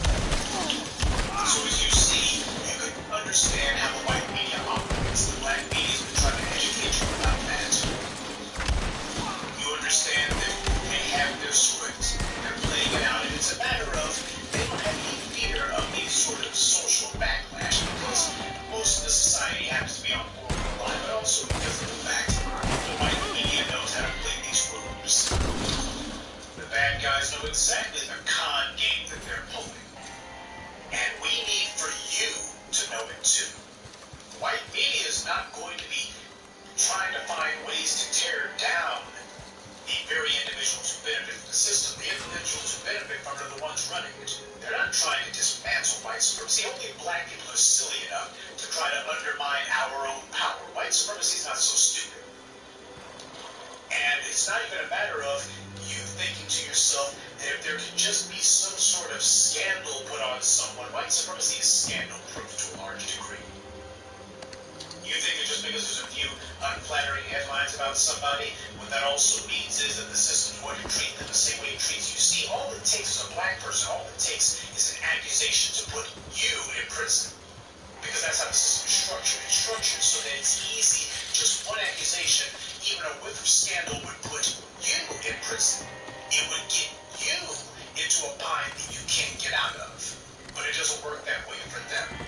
And this is also about reinforcing the fact that just because you got some white women who may go off code, you know, some actresses who got a little bit too long in the tooth, whose looks have faded and their prospects as well, and now they're trying to cash out to the best of their ability. What is happening is you got a whole bunch of white men in position of power who are letting their women know, you're not going to make this into a habit. It's not going to become habit forming. They're asserting themselves. And they're also making it clear that the only men who are actually going to be doing prison time are going to be the black ones. Yes, it is going to be unpopular with a certain segment, but you know what? The white feminists have proven, if nothing else, they've proven that as soon as the white men in power put their foot down, they've proven that the feminists will back down. These white feminists, time and again, is a time-honored tradition among them, that as soon as her man lets her know that she's talking a little bit too much, that she's getting a little bit out of pocket, she knows that it's time for her to go ahead and bite her lip, and it's time for her to sit on her hands. She understands that. She knows when she's gone a little bit too far. That white feminist understands that the white man who controls things, he will humor her disobedience to a truth, but not to a fault. And he's the one who decides where that line is at, not her. So, you go ahead and get out your watches, family. I mean, for those of you who actually thought that the white media was somehow cheerleading for Weinstein to go to prison, or that the fact that he got some unflattering stories, I mean, the white media can turn that off on a dime. And they will be shameless about it. You'll be sitting there howling for blood, and the white media will immediately get in your face and tell you why you're wrong and why you shouldn't be demanding any punishment for this guy, just because there are dozens of women, if not hundreds of women, who have accused him of wrongdoing. That's no reason for you to think he should go to prison. But the law, well, the law is not based on words on a page. It's based on skin color. And nothing else. That is the totality of the law. Some of you had doubts about that. And now the white media is disabusing you of those doubts. The same white media that was putting out all those headlines about Weinstein are now the ones saying, and don't expect him to go to jail now. And when this is over, Tarana Burke is not going to be saying, maybe I should have said something. She won't be saying anything at all. Tarana Burke is a tool of white supremacy. No different than a Rose McGowan. No different than a Mark Lamont, you big dummy Hill. Don't expect to be seeing these guys leading the charge and saying, you know, it's wrong that Weinstein didn't go to prison now. Y'all know y'all wrong that he didn't go to prison. Instead, what they'll be saying is, well, it's our system. Our system ain't perfect, but it's the only system we got. Expect them to pull out that old song. Well, that may not have been the outcome we were hoping for, but you know, that's an issue of class. It ain't an issue of race. Why? Most of Weinstein's accusers were white women, so it ain't an issue of race. Never mind the fact that Weinstein himself is white, but they'll be claiming that's not the issue of race. You know, Weinstein had some black accusers too. Not that you would know it listening to Gayle King or Oprah Winfrey or Tarana Burke. But Weinstein also had some black women who accused him of violating them as well. See, the only difference between Bill Cosby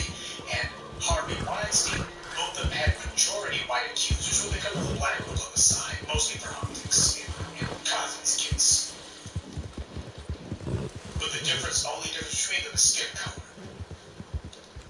And that was enough.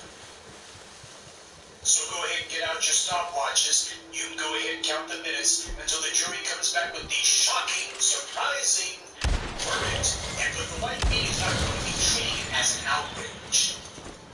When the verdict gets handed down, Weinstein is allowed to walk out free. Two things are going to occur. First of all, the white media is going to begin doing just a barrage of white explaining. You're going to have a whole bunch of white legal experts giving a tisk, just making a perfunctory and brief show of, that wasn't the outcome that we were expecting. But you know what? When you look at the facts, though, hey, let me talk about the facts. Well, when you look at the facts of the accusation, what you see is, well, really, what Weinstein did really wasn't as bad as all that.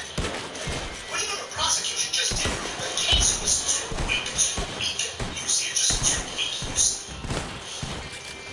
Well, you know, at the end of the day, people looked at as far as the jury was concerned, these are just the games that people play in Hollywood. And, well, you know, if you should have walked away from the casting couch. You know, the exact same defenses that were given for Bill Cosby. That, hey, Weinstein was contacting the accuser, long after she claims that he had assaulted her. All of a sudden, that's going to be sufficient. That's going to be a good enough explanation. Well, you see, if she didn't have a problem with him contacting her after the alleged assault, well, that just undermined her credibility, and that's the reason why, you know, she undermined her own credibility. You see, that's going to be good enough for Weinstein, but it wasn't good enough for Bill Cosby. But don't expect the white media to bring up that. They're not going to be bringing up and saying, hey, you know, there's a bunch of similarity between the case that got brought against Cosby. Gee, wonder why it is that Cosby got sent to prison and Weinstein's being let go. So that's the first thing that's going to happen. The white media is going to begin white-splaining to beat the band. And the second thing that's going to happen is you've had some of those DAs who have been claiming that they're going to be bringing cases against Weinstein, but they're actually doing is they're burying the cases, the fixes in. What's going to happen is they're going to start giving plea deals to Weinstein. What they're going to be claiming is, well, after what happened in New York, we judged that the case was simply too weak. At the end of the day, Weinstein, he's a slippery little eel, you know, he's a slick little pervert. Well, we judged that if the prosecution couldn't get him in New York, we figured we didn't have a chance. That's how the white media is going to white-explain all this away. That so-called charges in Los Angeles, those are going to get buried. Those are going to be dismissed, and they're going to use what's happened in New York as the justification for it. That's how you know that these guys are working hand in hand. That's how you know a program is at work here. The white media is not going to tell you all that. They're going to leave you with the false hope that maybe they will use their system to punish each other. They're going to leave you with that idiotic delusion. Only the black media is going to let you know what happens before it occurs. Because truth be told, you can't be listening to these fools who do not have any foresight. A media is absolutely worthless if they cannot tell you what's going to occur before it happens. You need to be the first to know. No matter how unpopular or, from your limited point of view, how unlikely the outcome may be. As the black media, it is not our job to give you what is the most pleasant news. We give you the information that you need in order to keep your power, in order to keep your freaking lives. We do not repeat what the white media says. We tell you the truth that the white media isn't going to give you. So go ahead and let this outrage that's coming, you're going to be outraged by it, the white media won't. So when Weinstein, when they go ahead and let this verdict come down, don't you dare act surprised by it. And as for those people who have been claiming that, well, we think that something's going to happen to Weinstein, don't forget, they're not going to be too outraged either. I'm going to have some special comments after the verdict is officially handed down, but the point is, we've been telling you this for the last couple of years. We didn't have a crystal ball that we peered into. It's a matter of we know the society that we live in. The society has no problem. I mean, for God's sake, every time some white supremacist murdered a black person, it was an outrage when Emmett Till's killers didn't go to prison. It was an outrage when Medgar Evers' killer didn't go to prison. It was an outrage when the murderer of Fred Hampton went unanswered. Everybody knew that Fred Hampton had been murdered in his sleep. 807. These were outrages, but they were also outrages that went unpunished. Not that the public was sitting there going, oh, well, we're with the police. No, they were outrages back then, too. And the white media dismissed and widespread every single one of them. Hello. Times may change, but the lies and the liars remain the same. Take this as an object lesson. The white media is not here for the sake of news coverage. They are here for the sake of a news cover-up. Only the black media will expose the lies. Only the black media will bring you the truth. If you consider yourself to be intelligent black society, then you can't afford to be the last one to know. But there's only one entity that's actually going to tell you what happens before it occurs. So when everybody else is being all shocked and surprised, don't be too harsh on them. Many of them think that the white media is their friend.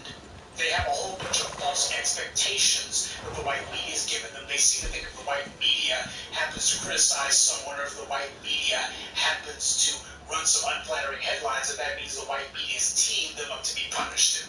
No matter how many times it fails to happen, they will still hold on to that pathetic hope.